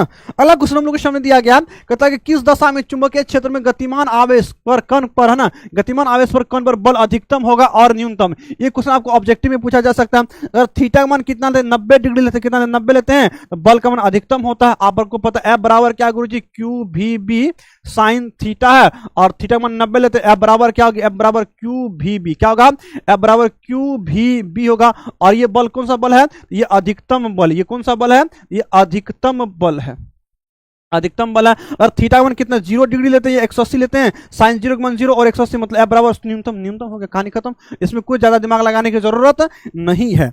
आइए अगला क्वेश्चन की बात करते हैं। अगला क्वेश्चन हमको दिया गया, कहता है किसी क्षेत्र में से गुजरता हुआ एक इलेक्ट्रॉन विक्षेपित नहीं होता है। किसी क्षेत्र से एक इलेक्ट्रॉन गुजर रहा और विक्षेपित नहीं हो रहा, क्या वह संभव हो सकता है कि वहां पर कोई चुंबकीय क्षेत्र ना हो? ऐसा कुछ जरूरी नहीं है, लेकिन अगर बल नहीं लग रहा तो सिर्फ चुंबकीय क्षेत्र ही जिम्मेवार हो। ऐसा यह भी हो सकता है वहां पर वो क्या गति करा, वो हो सकता है 0 डिग्री पे गति कर रहा है या 180 भी कर रहा है, ऐसा भी तो हो सकता है ना। अब देखिए आपको पता है एफ बराबर क्या आता है, क्यू क्या आता है, क्यू भी बी, ठीक है, क्यू भी बी साइन थीटा है ना। अब कहता है कि अब ये जो एफ का मान क्या हो गुरुजी, एफ का जो मान है यहां पर बी का मान 0 हो जाता है, एफ मान अगर 0 है ना, बी का मान क्या होगा गुरुजी, बी का मान अगर 0 हो गया तो इसका मतलब एफ का मान क्या होगा, 0 हो गया। ऐसा भी हो सकता है, कोई दिक्कत नहीं, हो सकता है, कोई दिक्कत नहीं। लेकिन क्या कहता है कि ये कोई संभव है कि चुंबकीय क्षेत्र नहीं, ऐसा कोई जरूरी नहीं। दूसरे और भी कंडीशन हो सकते हैं। क्या हो सकते हैं, हम थीटा का मान कितना लेते हैं, थीटा का मान 0 डिग्री लेते हैं और 180 डिग्री लेते हैं। तो आपको पता है कि साइन 0 का जो मान होता है साइन 0 डिग्री और 180 डिग्री, इसका मान कितना होता है, इसका मान 0 होता है। तब इस इक्वेशन को आप कैसे लिखेगा, तब इसको लिखे एफ बराबर आप लिखेंगे क्यू भी बी, क्या कहेंगे, क्यू भी बी ना, क्यू भी बी साइन कितना, साइन 0 डिग्री या 180 डिग्री, इनका मान कितना होगा गुरु जी, जो मतलब एफ का मान क्या 0। मतलब आप जब 0 और 180 लिए मतलब समांतर लिए और प्रति समांतर लिए, फिर भी आपको बल का मान क्या होगा, 0 हो गया। तो हम कह सकते हैं अगर इलेक्ट्रॉन किसी चुंबकीय क्षेत्र से मतलब कुछ ऐसे क्षेत्र से मतलब गुजर रहा है और मतलब विक्षेपित नहीं होता, इसका मतलब ये नहीं कि वहां पर चुंबकीय क्षेत्र नहीं है। चुंबकीय क्षेत्र होने के बावजूद भी उस पर कोई बल नहीं लगेगा। कब, जब वो क्या होगा, चुंबकीय क्षेत्र से समांतर और प्रति समांतर गति करे। चुंबकीय क्षेत्र रहेगा, कोई दिक्कत नहीं, लेकिन अगर वो समांतर और प्रति समांतर निकल गया, 0 और 180 से निकल गया, इसका मतलब फिर भी बल का मान क्या होगा, 0 होगा। यह बात आपको ध्यान रखना है। अगला क्वेश्चन आपके सामने दिया गया, कहता है कि जो एम्पियर का परिपथीय नियम को लिखिए। एम्पियर के परिपथीय नियम को ध्यान रखिए, सीधा जो किसी भी मतलब चुंबकीय क्षेत्र का जो रैखिक समाकलन होता है, line integral of magnetic field जो होता है वो म्यू टाइम्स ऑफ करंट होता है। क्या होता है, line integral of magnetic field जो होता है वेक्टर बी डॉट डीएल, इसको चुंबकीय क्षेत्र का रेखीय समाकलन होता है। ये क्या होता है, ये म्यू का धारा करंट का म्यू टाइम्स होता है। तो हम कहेंगे किसी बंद वक्र के परिपथ जो चुंबकीय क्षेत्र की तीव्रता का रेखीय समाकलन, रेखिक समाकलन की बात करें, रेखा समाकलन की बात करेंगे हम लोग। किसकी बात करते हैं, हम अगर रेखिक समाकलन की बात करते हैं, रेखिक समाकलन की बात करते हैं, रेखा समाकलन की बात करते हैं, तो वहां पर लाइन इंटीग्रल जो था उस बंद परिपथ से घिरे हुए क्षेत्रफल में गुजरने वाला कुल विद्युत धारा जो होता है वो म्यू नॉट गुना होता है। क्या धारा जो म्यू नॉट गुना होता है, मतलब line integral of magnetic field जो होता है वो क्या होता है गुरुजी, म्यू नॉट टाइम्स होता है। करंट का क्या होता है, म्यू नॉट टाइम्स होता है। हो गया, कहानी खत्म हो गया। और म्यू नॉट क्या है, तो निर्वात की ना मतलब निरपेक्ष चुंबकशीलता है। कहानी खत्म हो गया, ठीक है। चलिए अगला क्वेश्चन की बात करते हैं। हम अगला क्वेश्चन की बात करते हैं, मेरे पास क्या है, कहता है शंट क्या है। अगला क्वेश्चन की बात अगर कर लिया जाए, कहता है शंट क्या है और इसके दो उपयोग को लिखिए, दो उपयोग को लिखिए अथवा शंट के उपयोग को लिखिए, एक ही बात हो गया। तो शंट क्या है गुरुजी, हम कहेंगे शंट क्या है, शंट कम प्रतिरोध वाला एक तार होता है। क्या होता है, शंट क्या है गुरुजी, शंट की बात किया जाए सीधा समझिए, शंट लॉ रेसिस्टेंस। शंट का मतलब क्या था गुरुजी, शंट का मतलब होता है, शंट का मतलब होता है लॉ रेसिस्टेंस। ध्यान रखिए, सीधा बात रखिए, शंट का मतलब क्या होता है, लॉ रेसिस्टेंस, ठीक है। इसको हम लोग अंग्रेजी में कहते हैं लॉ रेसिस्टेंस कहते हैं। लॉ रेसिस्टेंस मतलब अल्प प्रतिरोध है ना। और जैसे परिपथ में गैल्वेनोमीटर किसमें समांतर क्रम में लगाया जाता है, इसका उपयोग क्या हो गया, तो हम सीधा बात करेंगे गैल्वेनोमीटर को क्या, गैल्वेनोमीटर को जलने से बचने के लिए इसका उपयोग किया जा सकता है ना। लगा देंगे तो गैल्वेनोमीटर में ज्यादा धारा होगा ना, मतलब कि फ्लक्चुएशन होगा तो उसमें जलेगा, वो खराब नहीं होगा। उसके बाद कहते हैं गैल्वेनोमीटर को एमीटर में बदलने के लिए इसका उपयोग किया जाता है। कहानी खत्म हो गया शंट का, ठीक है जी। चलिए अगला क्वेश्चन की बात करते हैं। अगला क्वेश्चन की हम लोग देख लेते हैं क्या कहता है। कहता है कि जो धारामापी, एक धारामापी को वोल्टमीटर में कैसे बदलेंगे। धारामापी को वोल्टमीटर अगर आपको बदलना है तो इसके लिए क्या करना पड़ेगा गुरुजी, जब धारामापी को क्या करेंगे वोल्टमीटर में बदलेंगे, हम कहेंगे धारामापी को कुंडली के है ना, कुंडली के श्रेणी क्रम में क्या करेंगे, श्रेणी क्रम में क्या करेंगे, उच्च प्रतिरोध को जोड़ देंगे तो वो वोल्टमीटर में कन्वर्ट हो जाएगा। मेरे पास यहाँ पर गैल्वेनोमीटर है, गैल्वेनोमीटर है, इसके क्या कीजिए श्रेणी क्रम में, क्या कीजिए श्रेणी में, इसको श्रेणी में क्या कर दीजिए, श्रेणी में क्या कीजिए हाई रेसिस्टेंस जोड़ दीजिए। क्या कीजिए, हाई रेसिस्टेंस जोड़ दीजिए। जब हाई रेसिस्टेंस जोड़ेंगे तो ये क्या होगा, ये गुरुजी कन्वर्ट किस में हो जाएगा, रेसिस्टेंस को जोड़ेंगे ये किस में कन्वर्ट हो जाएगा गुरुजी, ये कन्वर्ट हो जाएगा इसमें, हमको कन्वर्ट हो जाएगा, ये धारामापी जो वोल्ट मीटर में कन्वर्ट हो जाएगा ना, ये कन्वर्ट किस में हो जाएगा गुरुजी, ये वोल्ट मीटर में, किसमें, वोल्ट मीटर में ये कन्वर्ट हो जाएगा, किसमें, वोल्ट मीटर में कन्वर्ट होगा। अगर बात करें अगला क्वेश्चन की बात करें, कहता है एक धारामापी को आम मीटर में कैसे बदल सकते हैं। जब धारामापी को आम मीटर में बदलना है तो आपको क्या करना, समांतर क्रम में आपको शंट जोड़ दीजिए। क्या कर दीजिए, समांतर क्रम में आप शंट जोड़ दीजिएगा तो कहानी खत्म हो जाएगा। तो ज्यादा नहीं, हम क्या कहेंगे समांतर क्रम में अल्प प्रतिरोध, और अल्प प्रतिरोध को हम लोग क्या शंट कहते हैं आम मीटर में बदला जा सकता है। कहानी खत्म हो गया। तो चैप्टर आपका है, चैप्टर इसमें क्वेश्चन हो रहा है, कहते बायो सावर्ट के नियम को लिखे, और ये भी क्वेश्चन आपको हो सकता है पूछा जा सकता है, ठीक है। बायो सावर्ट नियम क्या है, तो कहेंगे बायो सावर्ट नियम एक ऐसा नियम होता है जो हम कहेंगे किसी धारावाही चालक के एक छोटे से अल्पांश से के कारण जो होता है किसी बिंदु पर चुंबकीय क्षेत्र, मान लीजिए आपके पास एक धारावाही चालक है, इसमें क्या आई धारा प्रवाहित हो रहा, मान लीजिए आपके पास यहाँ पर कोई क्या है धारावाही चालक है ना, कोई धारावाही चालक, इसमें आई धारा प्रवाहित हो रहा है, इसकी अगर लंबाई की बात करते हैं ना, और इससे कुछ दूरी पर मान लो यहाँ पर कोई बिंदु पी, यहाँ पर अगर चुंबकीय क्षेत्र ज्ञात करेंगे, इसमें अल्पांश छोटे से हिस्सा अगर डीएल में जो अगर धारा प्रवाहित होगा, तो ये जो यहाँ पर डीबी होगा, क्या होगा गुरुजी, डीबी क्या होता है बताइए जल्दी से, डीबी समानुपाती आई हो गया, और क्या होगा गुरुजी, डीबी जो होता है समानुपाती डीएल होता है, फिर क्या होता है डीबी जो होता है समानुपाती क्या होता है, तो हम कहेंगे डीबी जो समानुपाती होता है वो क्या होता है, वो साइन थीटा के बराबर होता है ना, साइन थीटा होता है, और डीबी क्या होता है गुरुजी, समानुपाती दूरी के वर्ग के व्युत्क्रमानुपाती होता है। ये चार ही बात आपको बायो सावर्ट में ध्यान रखना है। तो हम क्या कहेंगे, हम किसी धारावाही चालक में एक छोटे से अल्पांश डीएल के कारण किसी बिंदु पर जो चुंबकीय क्षेत्र होता है, चुंबकीय क्षेत्र की तीव्रता चालक में प्रवाहित धारा आई, अल्पांश की लंबाई डीएल, और उस बिंदु पर बीच की जो दूरी होती है आर के वर्ग के व्युत्क्रमानुपाती, और क्या आगे एक यहाँ पर छूट गया है, तो हम यहाँ पर इसको थोड़ा सा इसको रॉन्ग मानते हैं, ठीक है। ये डेफिनेशन क्लियर नहीं है, ठीक है, ये डेफिनेशन आपका क्लियर नहीं है, ये आपका डेफिनेशन क्लियर नहीं, इसको हम क्लियर कर देते हैं, ठीक है। ये डेफिनेशन क्लियर यहां पर नहीं है, चलिए आपको क्लियर डेफिनेशन यहां पर हम आपको बताते हैं, ठीक है। सबसे पहले समझिए बायो सावर्ट नियम में कहना क्या है, इसका कहना है कि जो डीबी है, क्या कहेंगे, जो डीबी है, सबसे पहले समझिए डीबी क्या है गुरुजी, डीबी समानुपाती आई होता है, उसके बाद क्या है जो डीबी जो है समानुपाती क्या है डीएल होता है, फिर कहेंगे डीबी जो समानुपाती क्या होता है साइन थीटा होता है, ठीक है, और डीबी क्या होता है, कहेंगे डीबी जो है वो दूरी के वर्ग के व्युत्क्रमानुपाती होता है। कोई बिंदु अगर मेरे पास यहाँ पर दिया गया है, तो कोई बिंदु हम कहेंगे, मान चलिए यहाँ पर कोई धारावाही चालक है, यहाँ पर इसमें आई करंट फ्लो हो रहा, यहाँ पर छोटा हिस्सा इसका डीएल कंसिडर करते हैं, ये डीएल कंसिडर करते हैं, और यहाँ से कोई बिंदु मान लेते हैं पी है, और इसके बीच अगर कोण कितना कोजाया है, क्या कोजाया है, और बीच की दूरी आर है, तो हम लोग कहेंगे जो बायो सावर्ट का नियम कहना है, इसका कहना क्या है, इसका कहना है, इसका ये कहना है कि किसी बिंदु है ना, कहेंगे किसी धारावाही चालक के अल्पांश के कारण जो धारा प्रवाहित होती है, कहेंगे किसी धारावाही चालक के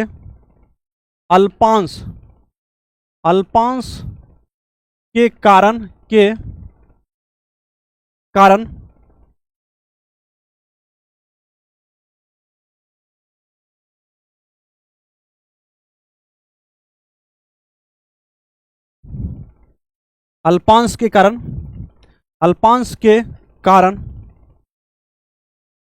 चुंबकीय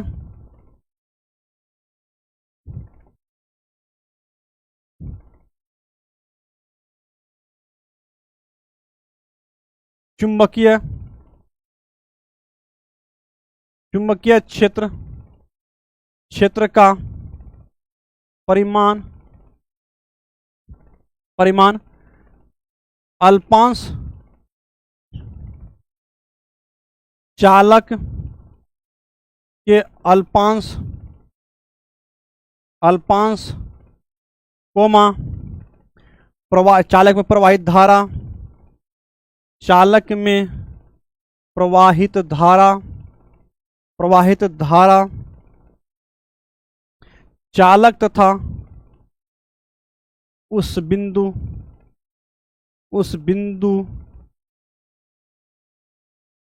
को मिलाने वाली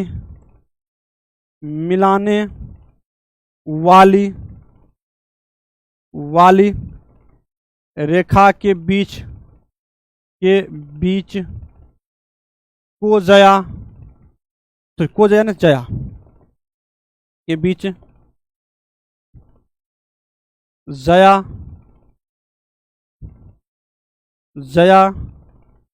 के समानुपाती तथा चालक एवं बिंदु के बीच की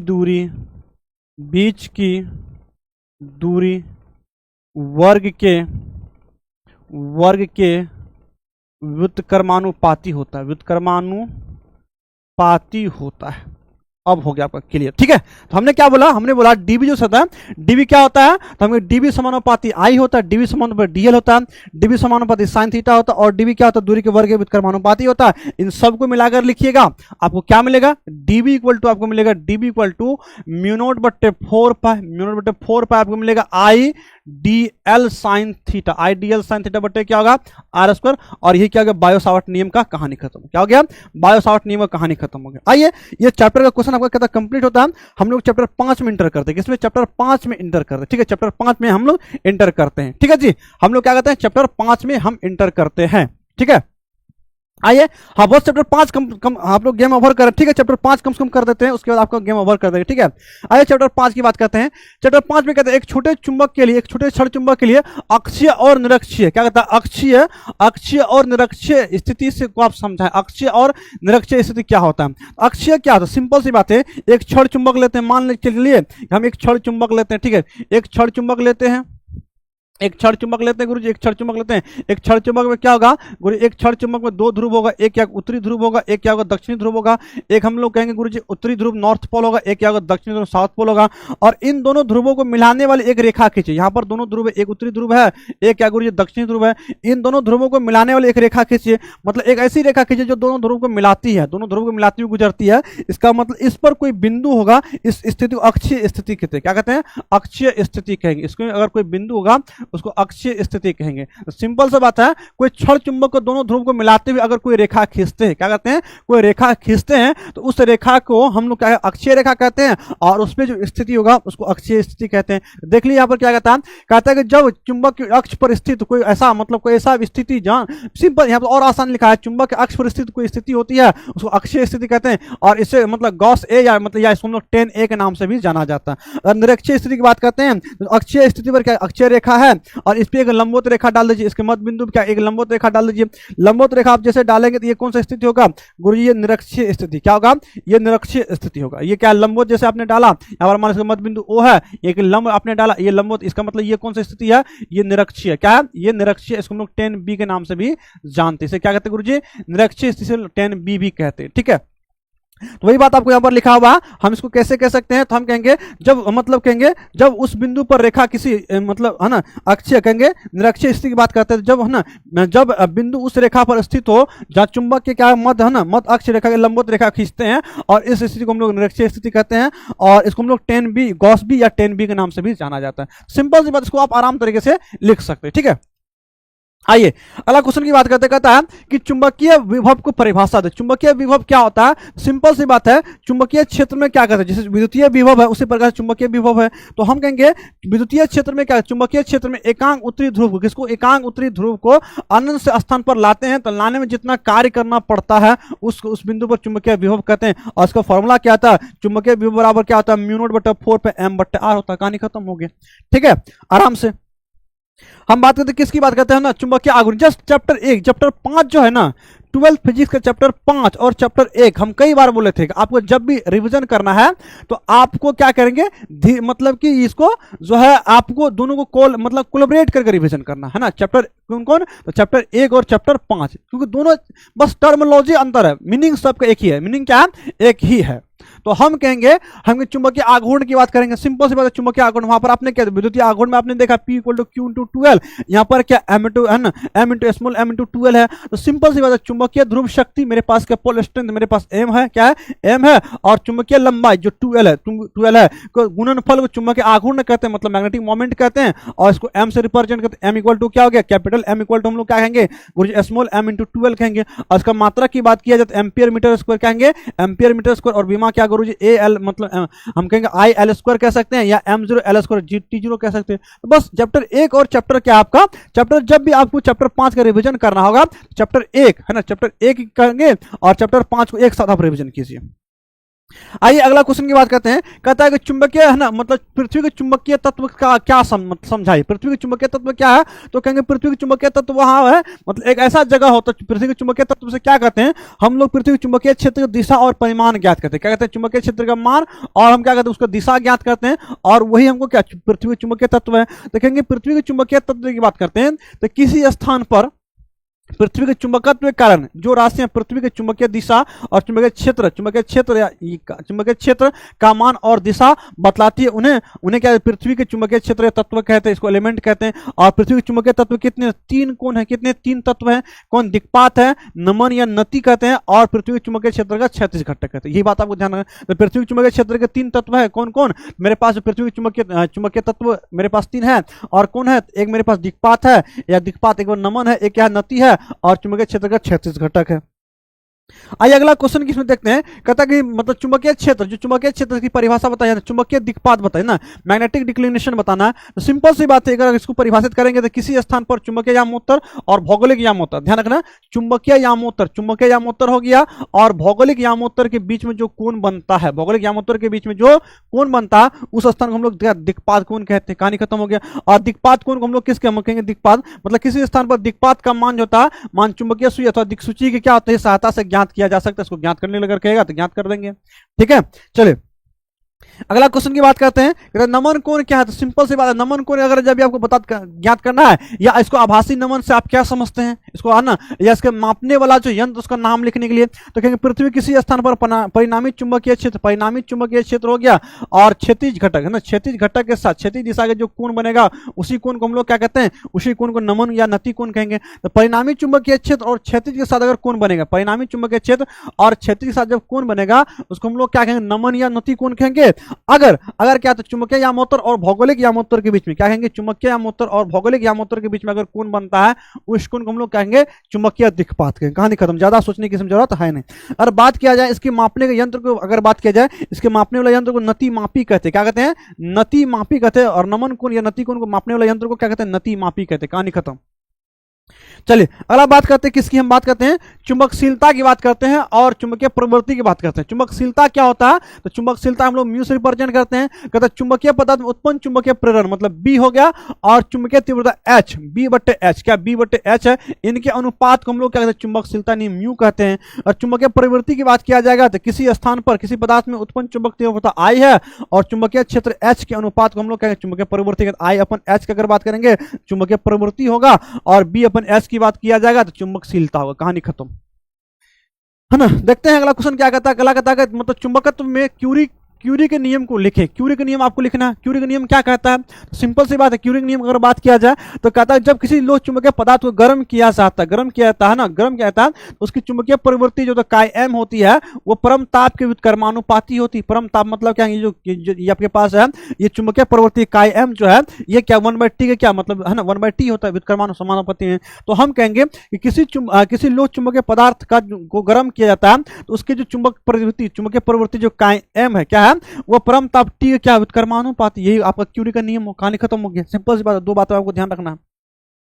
फिर कहता है अगला क्वेश्चन आपको दिया गया, कहता है क्यूरी बिंदु क्या। क्यूरी बिंदु क्या, तो क्यूरी बिंदु एक ऐसा बिंदु होता है जहां पर लोह चुंबकीय पदार्थ मतलब एक ऐसा ताप होता है जहां पर लोह चुंबकीय पदार्थ क्या होता है, अनुचुंबकीय पदार्थ बन जाता है। मतलब एक ऐसा बिंदु मतलब जब एक ताप का एक ऐसा बिंदु होता है, वह विशेष ताप जिस पर लोह चुंबकीय पदार्थ क्या होता है, अनुचुंबकीय बन जाता है। लोह चुंबकीय पदार्थ किसमें कन्वर्ट होगा, जब लोह चुंबकीय पदार्थ अनुचुंबकीय में कन्वर्ट हो जाता है, मतलब उस बिंदु हम लोग क्यूरी बिंदु कहते हैं। जैसे कि निकेल के लिए क्यूरी बिंदु कितना 360 डिग्री लगभग है, और लोहा का क्यूरी बिंदु की बात की तो गुरुजी 750 डिग्री सेल्सियस का। कहानी खत्म हो गया।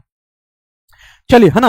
अगला क्वेश्चन हम लोग के सामने दिया गया, कहता है कि अनुचुंबकीय है ना, अनुचुंबकीय कहता है अनुचुंबकीय पदार्थ किसे कहते हैं। सिंपल से बात, अनु मतलब हल्का सा, चुंबकीय मतलब चुंबकीय क्षेत्र, मतलब जब कोई पदार्थ हल्का सा चुंबकीय क्षेत्र की दिशा में चुंबकित हो जाएगा उसको अनुचुंबकीय कहेंगे।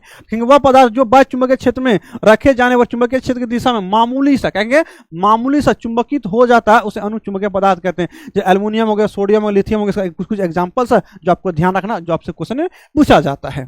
ठीक है जी। अगला क्वेश्चन हम लोग देखते हैं क्या कहता है। अगला क्वेश्चन हम लोग सामने देता है, कहता है कि मतलब अनुचुंबकीय तथा प्रतिचुंबकीय पदार्थ में ना उन दोनों अभिलक्षणों का गुणधर्म का उल्लेख कीजिए जो दोनों प्रकार के व्यवहार में भेद दर्शाता है। बहुत क्वेश्चन लंबा चौड़ा दिया, कोई दिक्कत नहीं, मतलब अनुचुंबकीय और प्रतिचुंबकीय पदार्थ में आपको अंतर लिखना है। तो सबसे पहली बात करते हैं, मेरे पास क्या है, मेरे पास अनुचुंबकीय पदार्थ है, मेरे पास अनुचुंबकीय पदार्थ की बात करेंगे, और मेरे पास प्रतिचुंबकीय पदार्थ है। अनुचुंबकीय पदार्थ क्या होता है गुरुजी, अनुचुंबकीय पदार्थ का हम लोग तीव्रता I का मान क्या होता है, कम धनात्मक होता है। वहीं अगर प्रतिचुंबकीय की बात करेंगे तो इसका मान क्या होता है, कम ऋणात्मक होता है। बस यहाँ ऋणात्मक होगा, ये क्या होगा गुरुजी, धनात्मक होगा। इसकी आपेक्षिक चुंबकशीलता जो म्यू आर होता है वो का मान क्या था, का मान जो है एक से कुछ अधिक होता है, लेकिन इसका अगर मान की बात करें एक से कम होता है, क्या होता है, कम होता है। बस 2 आपको लाइन लिखना है, कहानी खत्म हो गया। चलिए अगला क्वेश्चन की बात करते हैं। अगला क्वेश्चन हम लोग को सामने दिया है कि जो है विद्युत चुंबक तथा अस्थायी चुंबक के 2 अंतर लिखिए। तो सिंपल सी बात है, विद्युत चुंबक क्या है गुरुजी? हम कहेंगे विद्युत चुंबक जो है मतलब ये नर्म लोहा का बनाया जाता है, वहीं पर हम अगर अस्थायी चुंबक की बात करें स्टील लोहा से बनाया जाता है। इसका चुंबकत्व अस्थायी होता है, इसका चुंबक अस्थायी होता है, कहानी खत्म हुआ। अगर विद्युत चुंबक की बात करेंगे तो विद्युत धारा का प्रवाह बंद करेंगे तो चुंबकत्व तो खत्म हो जाता है, लेकिन इसमें क्या गुरुजी, ये परमानेंट बना रहता है, लगातार बना रहता है। हम इसके सामर्थ्य बदला जा सकता है, विद्युत चुंबक का सामर्थ्य को क्या बदला जा सकता है, लेकिन इसके सामर्थ्य को नहीं बदला, एक बार फिक्स हो गया तो हो गया तो हो गया, ठीक है। और ये इसकी ध्रुवता को बदला जा सकता है, लेकिन इसकी ध्रुवता को भी बदला नहीं जा सकता है। तो चैप्टर 5 का भी आपको सब्जेक्टिव क्वेश्चन क्या होता है, खत्म हो जाता है, ठीक है। अब जो है आपको नेक्स्ट क्लास में क्या कराएंगे, चैप्टर 6, 7, 8, 9 तक कराएंगे, ठीक है। चैप्टर 6, 7, 8, 9 कराएंगे नेक्स्ट क्लास में, ठीक है। तो आप लोग क्या कीजिए, इतना तक आप पहले रिवीजन कीजिए। नेक्स्ट क्लास में आपको सब बताएंगे, फैराडे की सब नियम क्या होता है, ये सब बताएंगे आपको, ठीक है। नेक्स्ट क्लास में आपको हम बताएंगे, वहां पर लेंज नियम ये सब आपको बताएंगे, ठीक है। तो चैप्टर 6 हो गया। चैप्टर 6 के मतलब 7, 8 जो है 8 में कुछ नहीं, एक बार में खत्म, 2-3 को क्वेश्चन में कराना है। 6, 7 और 9 मेन आपका बचा है, इसमें आपको कराना है, ठीक है। तो आज रहने देते हैं यहां तक, ठीक है। फिर क्लास में होगा तो कल जो है आपको कल इसको कराते हुए हम ऑब्जेक्टिव भी करा देंगे, ठीक है। कल क्या करेंगे, इसका कराते हुए हम ऑब्जेक्टिव भी आपको करा देंगे। तो इस क्लास को आज यहीं पर हम मतलब स्थगित करते हैं। और आप लोग बताइए कि आप लोग का चैप्टर का कैसा रहा, है ना, कैसा रहा है ना। 2 बजे से देख लेते हैं टाइम कैसा हमको मिलता है ना। तो आप लोगों का जो सब्जेक्टिव है ये क्लास कैसा रहा, आप लोग कमेंट करके जरूर बताइएगा। और साथ ही साथ बताइए आपका तैयारी कैसा है, ये इसका सबसे बड़ा हमें जानकारी चाहिए, ठीक है। हम ये जानना चाहते हैं कि आपकी जो तैयारी है वो तैयारी किस लेवल का है, ताकि हम देख पाएंगे कि मेरे विद्यार्थी जी का अगर आपका तैयारी किस लेवल का है। आप ईमानदारी पूर्वक लिखिएगा, आपका कमेंट सिर्फ हम देखते हैं, ठीक है। और आपको अगर आपका कमेंट देखता है तो उसको देखने ना देखने से कोई फर्क नहीं पड़ने वाला, लेकिन आपके एक एक कमेंट देखने से मुझे फर्क पड़ता है और मैं अपने क्या करूंगा, कुछ परिवर्तन लाने का प्रयास करूंगा, ठीक है। तो आपका तैयारी मेन क्या है ये आप मूल्यांकन कीजिएगा। और चैप्टर 5 तक जो सब्जेक्टिव क्वेश्चन आपने देखा 2 नंबर का, इसमें आपका जो ऐसा क्वेश्चन में आपका जो तैयारी का लेवल है कितना परसेंट है, 60% है, 80% है, 100% है, 90% है, जितने भी परसेंट है ये कीजिए। उसका नेक्स्ट क्लास में आपको सब्जेक्टिव मेरे पास जो बचा हुआ क्वेश्चन है 6, 7, 8, 9 तक कराऊंगा। और लॉन्ग क्वेश्चन भी आपको कराना है, ठीक है। और ऑब्जेक्टिव भी कराना है। तो फिर हम अगले कदम में लेकर चलेंगे, ठीक है। तब तक के लिए bye bye, take care, love you. और आप लोग बताइएगा कि कैसा आपका तैयारी है, आपने कमेंट जरूर लिखिएगा, आपका तैयारी कितने परसेंट आपका अच्छा से पकड़ है, ठीक है। और क्लास कैसा लगा ये भी आप लोग जरूर लिखिएगा, है ना। और इस सीरीज को आपको ध्यान रखिए, ये सारे इंपॉर्टेंट क्वेश्चन आप लोग कहते हैं ना गुरुजी इंपॉर्टेंट क्वेश्चन दीजिए, तो ये सारे क्वेश्चन इंपॉर्टेंट है। इसके लिए अभी से मतलब आपको क्या करना है, तैयारी अच्छे ढंग से करना, ठीक है। मिलते हैं नेक्स्ट क्लास में, तब तक के लिए बाय बाय, टेक केयर, हंसते रहिए, मुस्कुराते रहिए और आप अच्छे से रिवीजन करते रहिए। Bye bye, take care, love you.